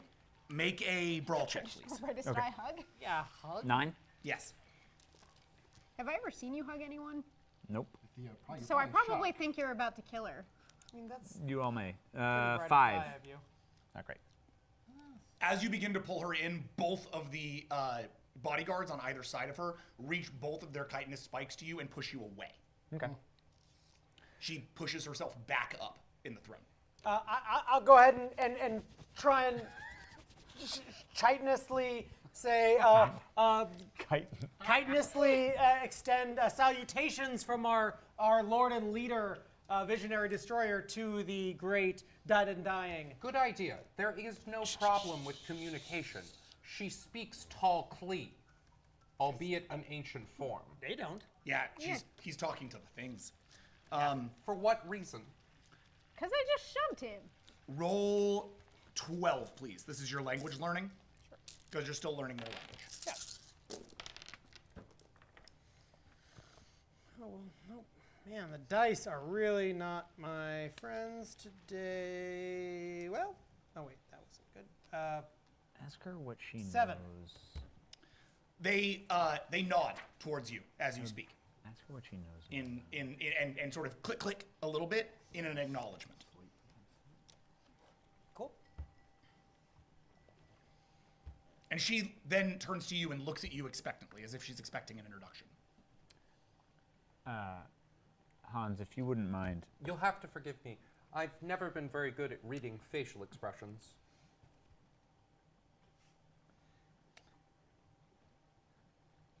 This thing you serve, I've seen its like before, but never have I seen one such as this. The hunted and the dying are reborn. By all rights, a thing such as this should not exist. Just call you a thing, buddy. It's okay. I have found the power of evolution to often make miracles out of nothing. The hunted and the dying, not content to stand among their sentient peers unique, their way of life sought to reinvent. They'd use their eyes to see, their mouths to speak. But in so doing, wholly cast aside those qualities that made them stand apart. The product of a misbegotten pride, a hubris that must not go unremarked. They chose to set aside their sense of self and made themselves like everybody else. You are so convinced that their sense of community outweighs the obvious tactical advantages of power, faster than light travel, communication. She turns around to a computer bank, presses a button. It's the day the Bastion 3 research facility fell. On every screen, you see the lab swarmed with Bountiful and Thriving, ripping apart tall Klee after tall Klee after tall Klee, hundreds of them. The Bountiful and Thriving in the wild besieged their former captors, me and mine. In retrospect, I see why we were reviled. The testing we had done had crossed a line. That I survived was not by their design. In fact, 'twas happenstance deferred my fate, and I preserved in studying their line, and prayed my efforts would not be too late. And once I had their genome fully mapped, and she like walks over and starts like just bringing up all kinds of scientific information. She's clearly excited to share this with somebody. You're recording This already. war. Yeah, can I set my equipment to record? Sure. I'm also live translating for you. Yeah. This war of retribution reached its end. Their ill regard for me I could combat with pheromones that made me seem a friend. No sooner had I ceased to be a threat, my grievous past they saw fit to forget. And slowly, in the years that intervened, the Bountiful and Thriving made me queen. I hesitate to even ask what experiments you could have been conducting that a tall Klee would consider them to have crossed a line.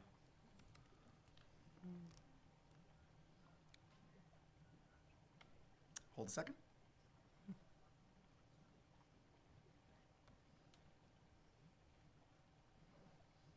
She sort of looks at you. For centuries, since it was first installed, I have festered in this outpost unrecalled. I'd love to be regaled of why and how you came upon this hidden fortress now.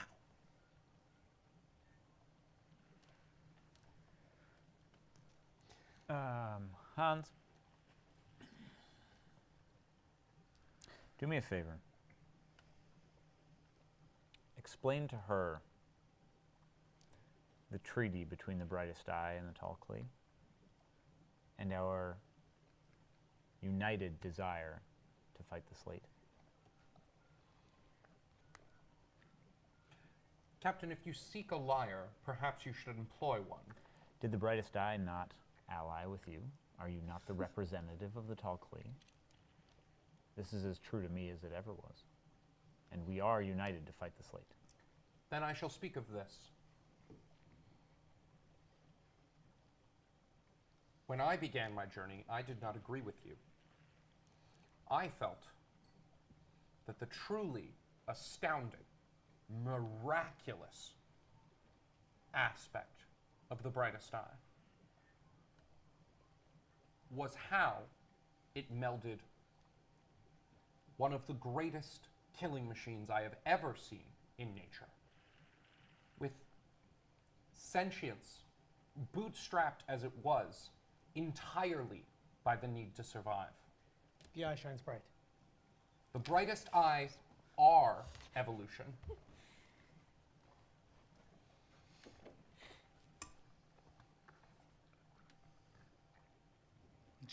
And evolution is my chief concern. It is what has brought me here to you in search of answers.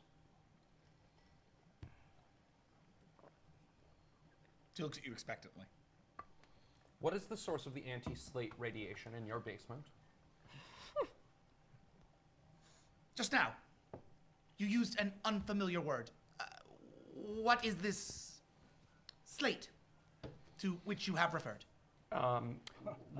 Yeah, I mean, what was it from Haskell? Alpha particle. Or alpha. I think she might just actually predate the slate, guys. Well, no, on Haskell they had a different term for it. Shit, and we did hear it. Fuck was it? Well, the Paka know it as alpha radiation. The Paka know it as the alpha singularity. On Haskell First World, they referred to it as the reaction. Thank you. I'm literally just going to play data and video of the slate from my suit. Oh, that'll do. Show, don't tell. She watches. The slate of which you speak is also called the Shoanan Ugali Han Harald. You try to I Yeah, that's the spelling. Sure. There's a radiation coming from beneath your facility that pushes that back. According to the data we amassed, 'twas nothing but a specter of the past, an irritation, trivial at best, and nowhere near the threat that you suggest. How long dated ago was it in the past?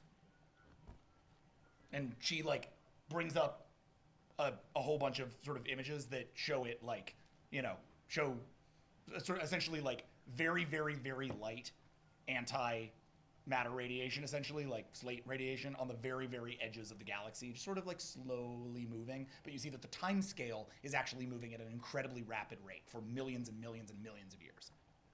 What was the... It's essentially what she's showing you from a scientific perspective is essentially the heat death of the universe. It's the entropic force. It's the sort of From the long end of ago these or things. From I mean, it's the thing that would Got it. She's from her projections be going forever, and I mean still have billions of years to go. What was the last part of the name she said? Ha-Harald. Different from my name. Yes. Okay. Though Ha-Harald, very, very close to your name. Being Hans-Harald, for those of you who didn't track that. Yeah, I have to look up what the fuck I said my name means. In the meantime, I've got a lucky tongue who can translate for me. Lucky tongue. It's no longer an insignificant threat. It has been taking arms of the galaxy for thousands of years now. And if you have any interest in watching the evolution of species, I suggest we try and use what you have to save them. The Paka vessel underneath our feet is where my subjects took your floating friend. And if it's knowledge of this slate you seek, it's there. You'll find your search come to an end. Consider me your courtly camouflage, a queen, surveying her esteemed estate, her royal escort. You, my entourage. I know no other way to keep you safe. Do you have any more of that pheromone stuff that we could use? Since you don't, Well, he's been translating. No, so I know, I understand that. What I'm saying is that since you don't have the friend pheromone on you, I mean, Yeah, or you that's don't what- have the enemy's pheromone on you, you're essentially as good as a friend. Oh, okay. So the source of the radiation we discovered was the Paka vessel. And why is there a Paka vessel underneath a tall Klee building? Filled with my ancestors. Well, your ancestors were the point of the experiment. But the other part of his question remains. There is nothing more embarrassing to a tall Klee than to say, I do not know. And as a result, she does not speak. You would pretty much get that idea, right? Does that mean that the Yeah, I bet we like have a word for it. We have a word for like the silence that does not know. And knowing that sometimes they engage in the silence that does not know, I approach and I essentially make a very gracious overture of friendship, and that this is a safe place where even the first step of scientific growth is acknowledging that which we do not know.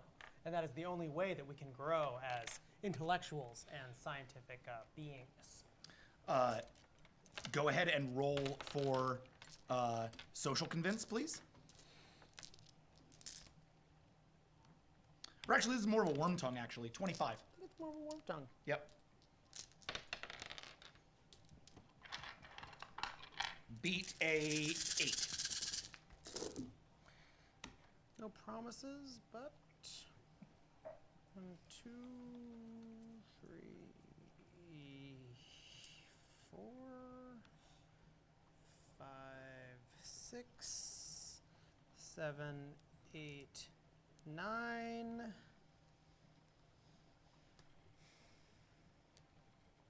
Minus 3, 6. She looks at you sort of oddly. She does not recognize you at all. Kind of blinks her eyes and then lowers the chair down and steps past you guys almost without regard. She looks at you a little bit as she does, but otherwise simply walks to the door.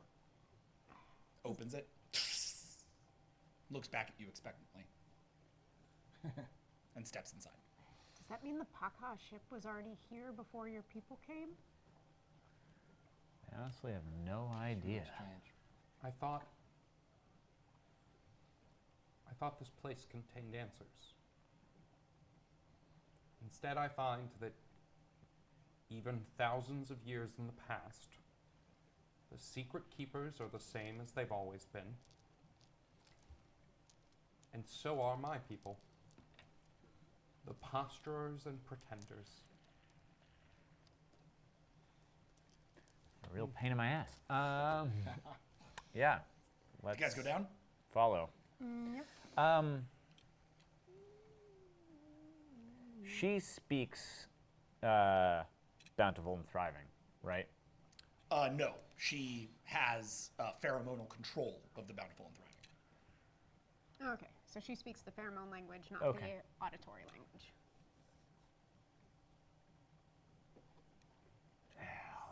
Fuck. No Nidar. Fuck. I can't psychically communicate with anybody on my crew. She doesn't speak Brightest Eye, though. Correct. Great. And she's left the room? Cool. No, she's waiting for you in the elevator. Right, but we're like in the chamber and she's in the elevator? Yeah, the door is open. She's looking Yeah, at you that's expectantly fine. to join her. Yeah, okay. And we don't go through the Queen's Jeff. Fuck. All right, fine. We go. It's a long hesitation. Sorry, there's just And all then this stuff I want to do. Destroyer heads in. I mean, you can try it if you like. Nah, it doesn't make any sense. All right. I mean, Captain, I know something of Paka vessels, but I can tell you now, even when I was aboard the Avalon, there was no native brightest or anti-slate technology there. Whatever we're walking into is, I mean, obviously at least 2,600 years old and far stranger than anything we've seen. Oh, the replacement science thing can count. Love it. Hashtag rude. Science Do you guys step in the wars. elevator? Well, we're about to see what it is that a 3,000-year-old Pakha can do to the world. If he's going, I'm probably. Did her two bodyguards come? They're staying up there? Yes. Okay, in that case, I'll sort of make sure the two of them get in first, just to keep an eye on. Well, I those like guys. live in her blind spot. I'm just like right the fuck there. Just like I don't even like leave. I'm just like.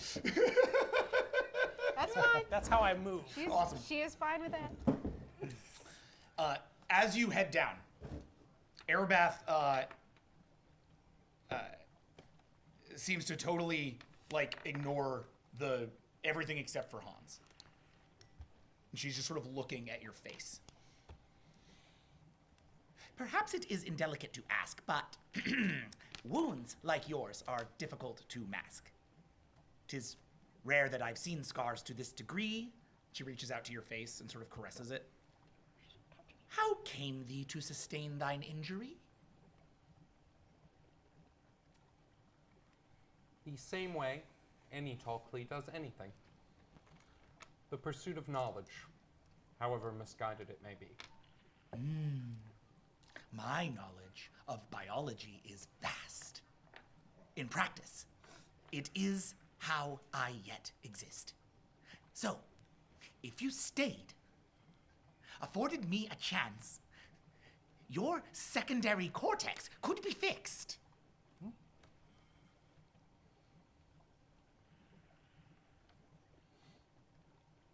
I'm sorry, the if part of that eluded me. What's the... If you stayed. Oh, if I stayed. Unfortunately, my secondary neural cortex is merely the tool by which I seek answers, not the answers that I seek. I am not alone amongst the Talklee in mastering our own biology. Have you considered setting out alone, returning to the planet that we call home? No. are you going to tell her? You spoke of the secret of our people. You said you would die to keep it from falling into our hands. What were you talking about? All right, what secret is that? Oh, she was like, when she was talking about how she's wired. The secret knowledge of the glow. Tal'Kli? Yeah. Yeah. I mean, that's this place and all of its various technologies. All right, good. Question rescinded. I asked her about my world ship sports team. Those Tal'Kli Raiders all right. doing? Well, I'm going to ask Hans something if I could. What was that? Yeah, go ahead. Hans, can you scan for the queen pheromone and replicate it? Our scans were not penetrating very far the last time we checked. It's on her. No, not the queen pheromone. The friend pheromone was on her. No, the queen pheromone is on her. I actually might be able to do that, given that I have pharmacological supplies on me. Try for it, man. 20.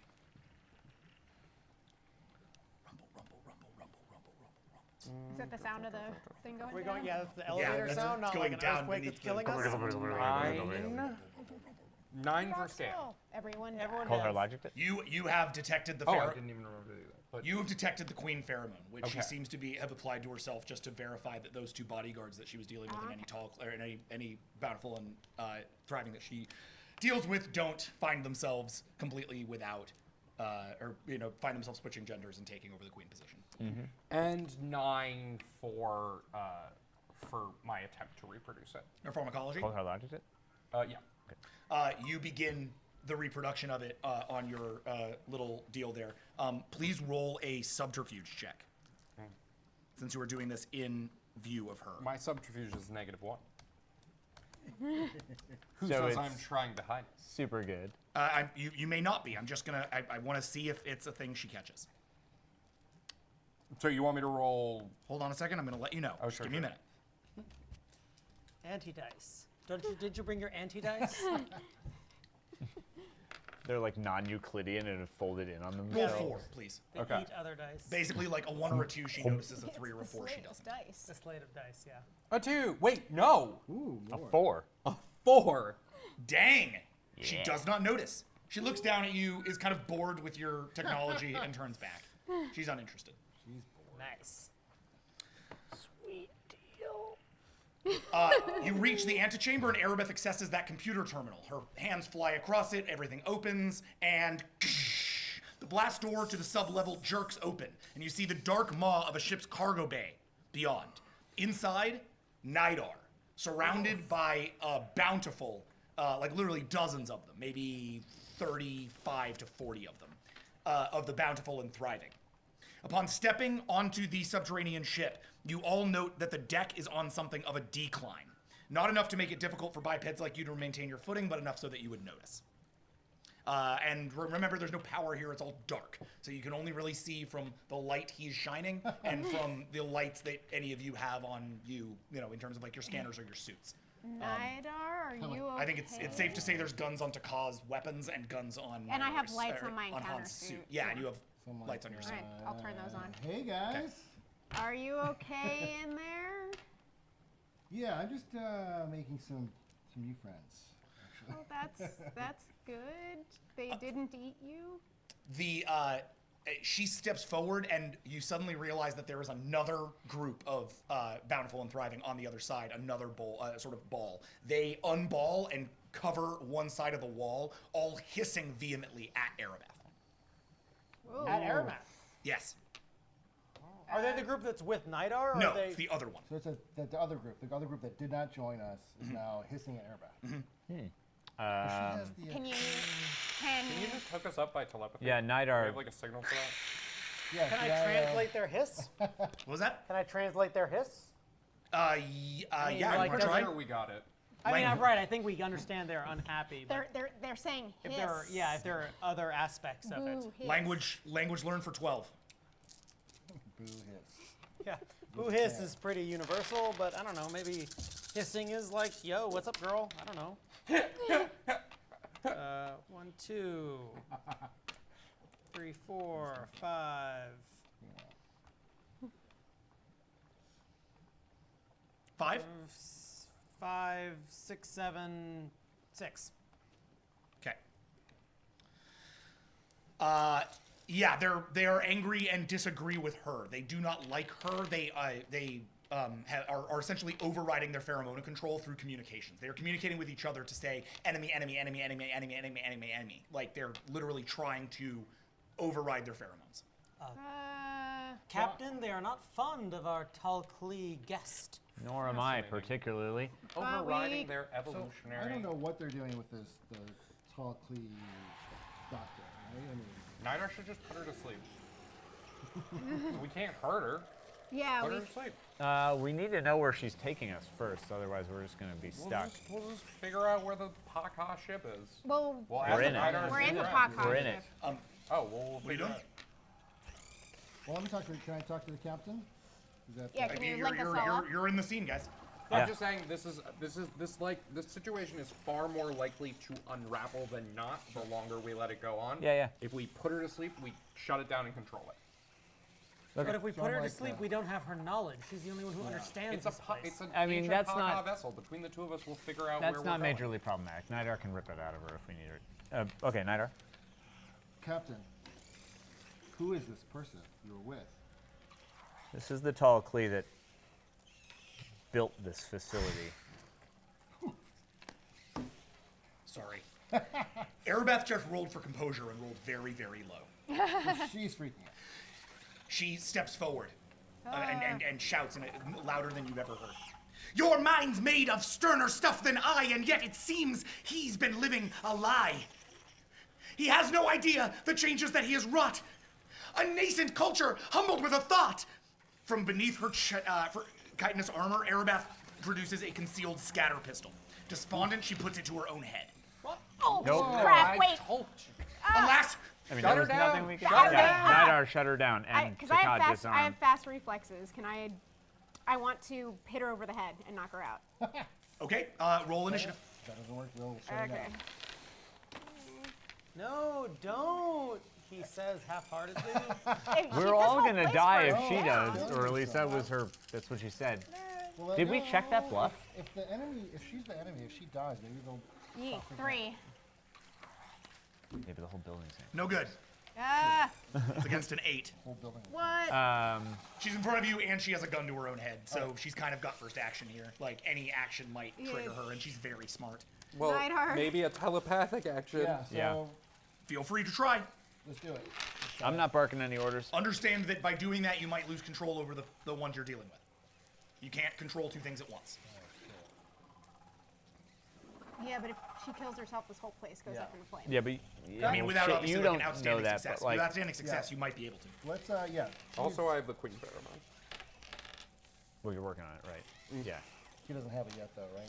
No, it's fine. No, but but it's you don't getting know close any to of being it. prepared. Okay, so let's do it. Let's because we should control her. Okay, roll for it. Right. It's 19, right? Yes. And while you do this, she speaks. Alas, that life had never lost its sheen, nor fate unmade this ill-appointed queen. My race, that care of science, conquered death, is gasping out a labored final breath. Here, why wait, as one by one the stars wink out? With would-be heroes stumbling about, resisting our inevitable end, a cosmic force with which we cannot contend. I choose instead to end on my own terms, a death that I have well and truly earned, with hope extinguished like an ebbing flame. Whatever could compel me to remain. So I rolled a 4. Stay your hand. She reaches up to her own head, and seeing as you try to reach out, all of those fall down and start to kind of swarm towards her. The ones behind her start to swarm towards her, and she realizes you've set her entire experiment completely off balance. Realizing that the slate has accelerated outside of there, even not knowing that her own planet is gone, she pulls the trigger, and her head explodes. Oh. No. Suddenly, all around you, sirens. Wow, wow. and there is a massive sort of self-destruct sequence in the facility that starts to initialize. You hear Garen Arabath's voice essentially saying this over and over and over. Is that just in the facility above us? No, it is. I mean, yes, it's the facility above you, but I mean, it's built into this thing. So, Nidar, boost me. Let's see. And I start speaking in clicky. To all of them. Like I'm clicky. Hopefully you'll boost me. Idea. Hopefully this is trying to scream out that there is rescue above and life to continue. If only you all join us and something that rhymes with continue. All right, so I'll give you a little mind boost. all right, this is a combined roll.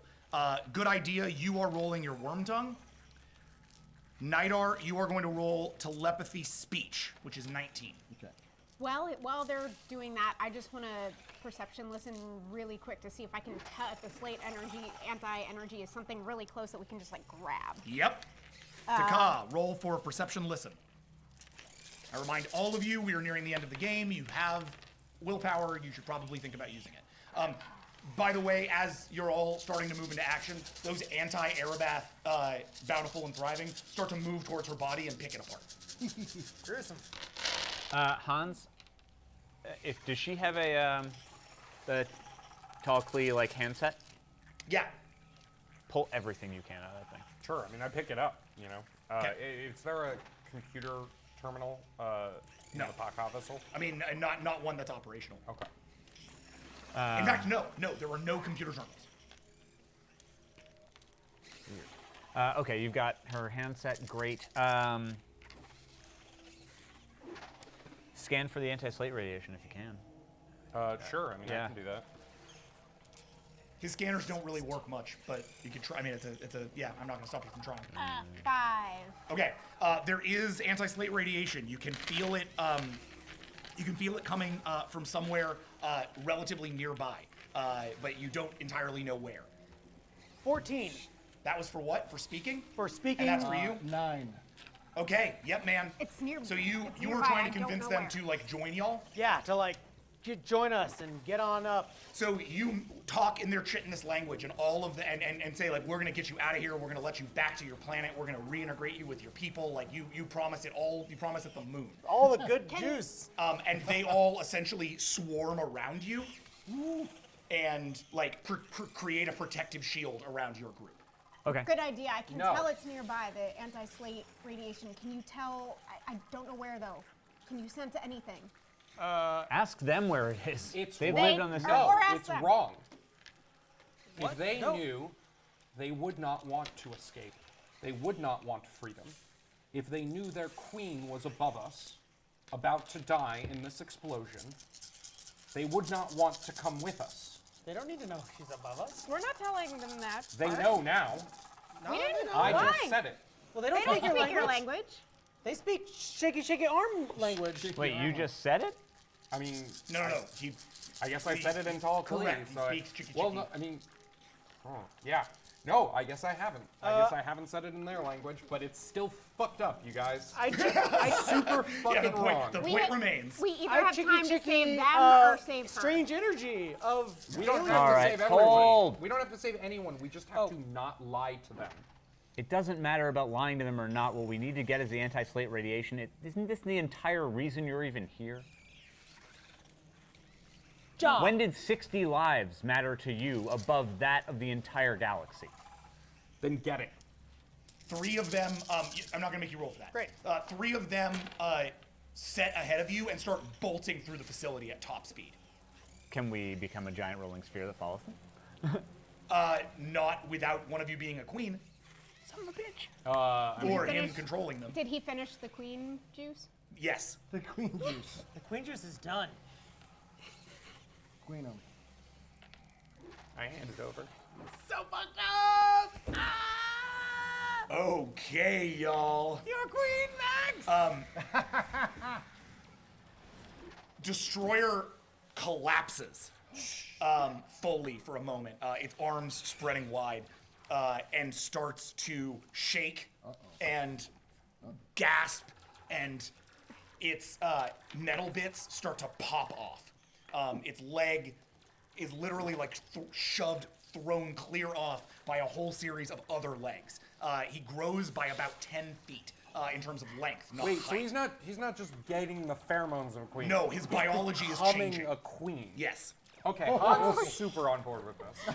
This is super rad. Good idea is not. Good idea would like us to Her head undo this. crest, Okay, she is now I going to be think. referred to as a she from here on out. Great. Her head crest proceeds to extend out into this sort of massive, sort of Del Toro-y horns that shape around the head. The thorax extends wildly, looking a lot like your ship. And all around you, all of these, as you sort of come back to yourself, now a bit different than yourself, and your stats will change starting in the next game for this. What the fuck? This is amazing. The brightest eye around you all bow. Stand up. Do not bow. We have things to do. Find me, the radiation, and then get us all to my ship. So you say this in... If I speak it... Oh no! You've regrown pheromone glands! Holy crap! Yeah, no, Because you're yeah, a queen now! Right. Oh, I just outed. What? So you speak in a way that your species has not spoken in thousands of years. We're gonna add that to your sheet as well. Boosh! Out to all of them. They all proceed to essentially roll in a ball around you guys and carry you forward. We said the energy that we Yes, towards the energy. To the slate energy. Travel by bug sphere. Actually, did all the metal parts pop off, even the concordance? No. Okay. The concordance is That's still like there. built into me, right? Yes. Like I couldn't even inject that if I wanted. Wait till your dad calls you. You find yourself gonna be you find awkward. yourself rolling and rolling, and then eventually spit out inside of a large room that looks to you, because you're the only one I think who's seen it, Yeah. like a Starcrosser bridge. Okay. Except there's only one seat. There's a big giant seat, you remember like the space jockey and Alien. In Alien? And like that, there is a dead Pakha lying inside of it. It looks a bit bigger than other Pakha you've seen, and wears a sort of massive computerized interface. But that like sits Hans, over it's its a new head. toy for But you. like not Hans, not the sorry. little nanites, like an actual big physical. A big, actual, physical dead Pakha. And is the only thing in the facility. There are no computer terminals at all. There are no seats otherwise at all. There is one massive computer on its face. Can we take both the computer and the Pakha? The Pakha is very large. It would be hard for you to do, but you have can. You have bunch- a we have lot a of bunch Can of we have 60 this, of these yeah, guys. can we have would this try. swarm do it? Captain, the Yeah, let's controls. just Katamari Damacy this shit. Yep. the Pakha control their vessels through their fucking head intercranial interfaces.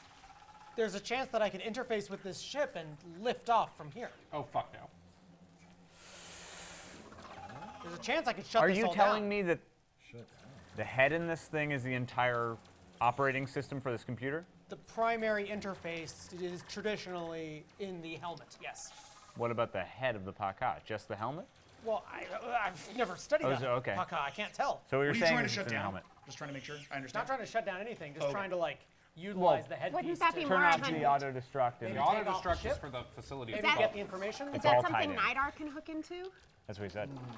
No, it's, I mean... You it's have the very few explosion. minutes before this place explodes. Just a little bit of clarity for ourselves. Yes. The auto destruct is for the building above or everything? It's for everything. Yeah. Okay. So, Yeah, so we just need to. But you couldn't shut it down through the Pakha vessel. I mean, you could try, but you risk being in here when it explodes. I'm gonna listen again, listen again for the anti-slate radiation. You don't even need to. The anti-slate radiation is coming from this room, but it is not being generated. It is simply sitting in the air all around you, as if once it was generated and now latent radiation has been sitting here, half-lifing, for thousands of years. Okay. And there's nothing in the that looks like it would produce anything No. like that in here. I mean, other than like the room itself is filled with We're just various gonna like tubes steal the and whole machines thing. and Good idea, mechanical Bob. aspects. This place looks like maybe it was once like some kind of generator. Okay. Okay. Hans, start scanning that anti-slate radiation. I want as much information from you as possible. Good idea. I'm sorry, we don't have the time for that. I'm going to I'll just pick him up. order the Horde to take the Pakha, take the helmet, take everything that they possibly can, and grab it, and we're gonna run. Rolling What's for out it. here? Yeah, I don't know. I mean, I don't want to solve. Okay. Maybe we could turn it off by the helmet. I'm willing What to do you let it got? go up. Cold hard logic. 16. Wait, like points that you rolled? Yeah. I love my crew. Yeah. Okay. Yeah. What? Yeah. You start to absorb massive amounts of data from this radiation. You don't have time to go through it right now, but you are going to come away with a treasure trove of information on this radiation. Patched through all that tall Klee data you have, your system is now processing a great deal of information. Similarly, the bugs start to go in and they pull the thing up and carry it the way that they, rather than like disassembling it. Yeah. They carry it. Yeah, Some I of them wanted carry the helmet, the others carry the body. Okay. They all proceed to run out of the Yeah, facility. we out. Yeah, we I need each of you to roll for speed, please. Oh, they're not carrying us? I assume we're just going to keep my speed what it was for the moment. Yes. I'm going to pour some willpower into that. I have Okay. no more willpower. Oh, you have no more willpower? Great. I'm going to inspire the shit out of you. You have to do that instead of running. Yeah, my speed's pretty good, don't worry. Or you can get on my back. Can I ride him? Yes. I ride him. But that'll affect his speed. My speed's higher than yours. Yeah, so. that's fine. Yeah, good idea on my back. I ride her. Oh, that's not Hans good. on my back. Oh, How's your speed? shit. It's 8. What? Oh, that's pretty good. How much willpower do you have? Shit, 2. His shit, suit shit. basically does most of that. Just so you I know. might die, guys. Actually, my speed is 8 also. Go ahead and... I don't need to be carried. I got a 0. I'm terrified. I'm running my ass off. Okay. You got a 0? I got a 0. Okay. Just Good lord, let's okay. let's wait. Let's get all these numbers, please. Please, everybody, roll your speed. Putting I'm rolling my speed. 6 willpower into this.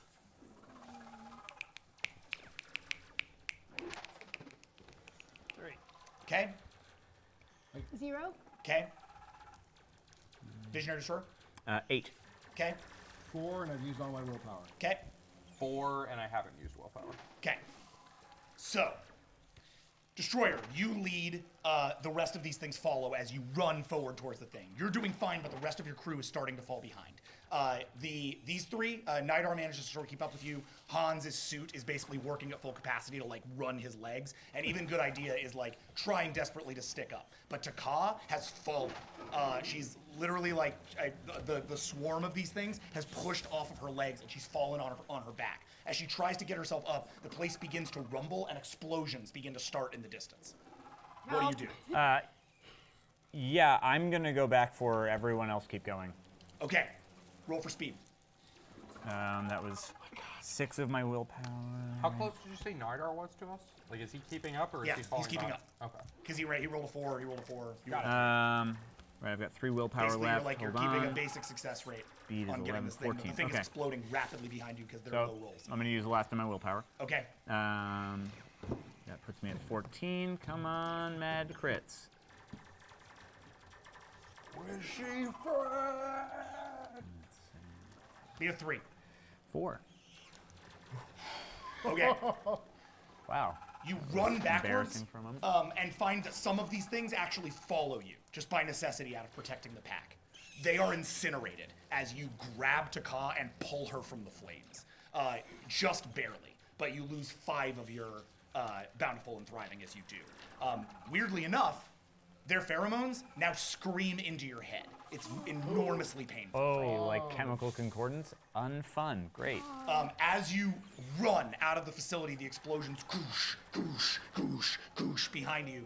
You guys get up to the that cargo bay where you were with the sand above it, and and they all begin to like run towards the sky and dag away at the sand. Let's all run together. Opening up areas for on, you come on, to run. get out. Whoa. Each of you have to Hold on. ride one of these things just to get out of there.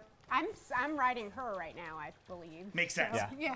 And you all roll upwards, up out of this thing, riding out of the basilica as behind you the basilica begins to explode from the top down. So the bottom is exploding, the top is exploding. Your ship is maybe 10 feet in front of you. You're each running to the ship. Other Bountiful and Thriving hold behind to try to make sure that you are protected from this thing, and actually manage to like take rubble from it as it lands towards you. They run in front of each of you and take rubble. You lose 20 more to this destruction. The let's say 30 that have remained and made it, managed to make it inside of your vessel, along with the Pakha and the concordance, and the Pakha interface. Oh, sweet. Right? New Take the toys. fuck off. Okay, roll for helm. Who's helming? Presumably the limb is helming. I deliberately picked up a pilot NPC when we went Yeah, shopping. I have a helm look of at you. 1 if that is. Nah, good. you're good. They the ship is set just in front of the explosion, and you start to lose aspects of the Corsairs? the Corsair fighters. You lose 6 of them to the flames, but retain 6 as you shoot out of the planet and indeed out of the nebula.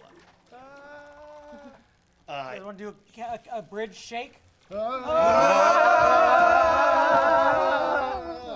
And as you fire out of the nebula, free, containing now a strange Pakha body, as well as a strange Pakha interface, as well as 30 bountiful and thriving who answer only to their queen. Dope.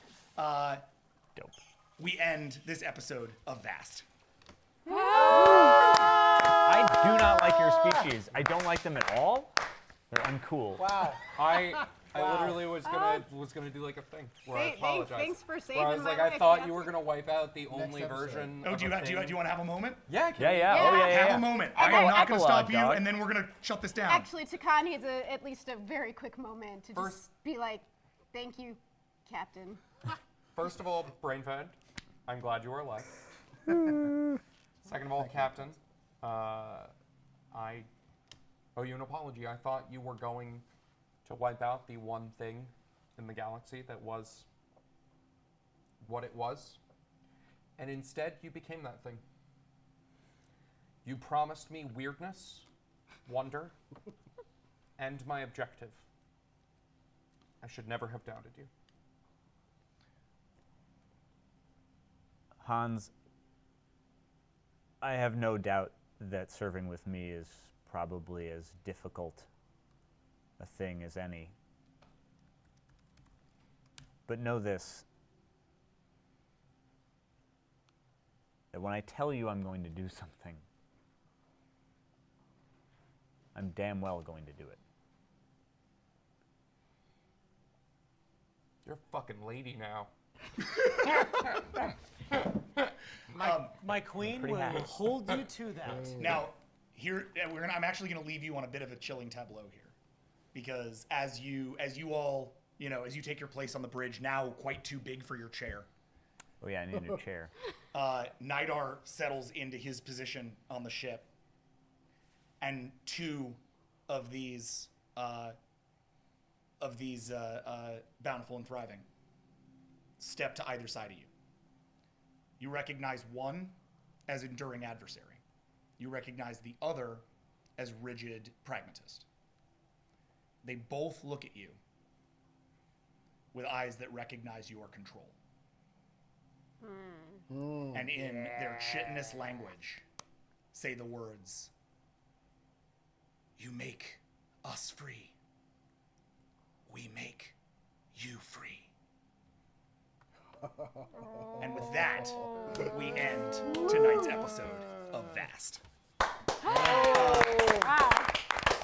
Hey, Emmett, come here. Yeah, big shout out to Emmett. I was having lunch with Emmett Fury, and I was like, "Hey, I really come over here. Come to me." I was like, "Hey, I really want to make my the Furies. Tall Klee language into something interesting." I've had a lot of ideas about the Tall Klee language, a lot of ideas about how different world ships speak differently, and some speak in numerology, and some speak in this and that. And then we were talking about other stuff, and we were just talking about hobbies, and Emmett goes, "I really like making sonnets. It's just something I do in my spare time."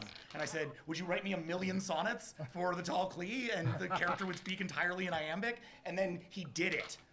He did all of that. Oh my for God. You are a monster. Stunning, And stunning. here's the thing, that's not even all the ones he wrote. Oh my That's how God. good he is. Oh, So please, take a... please Thank tweet you. those. I gave him No, a chance don't to tweet back those. out afterwards, not because I didn't want to do it, but because you had to perform it.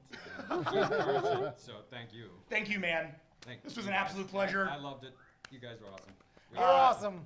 So there you go. Just wanted to let y'all know that Emmett had done some amazing work. As per usual, this has been vast. Come back next week for the last Paka episode before our second unification. So yeah, coming next week, the excellent Amanda Powers and the rest of the Paka Peacekeep ship, Avalon. See you then. Woo! Yeah!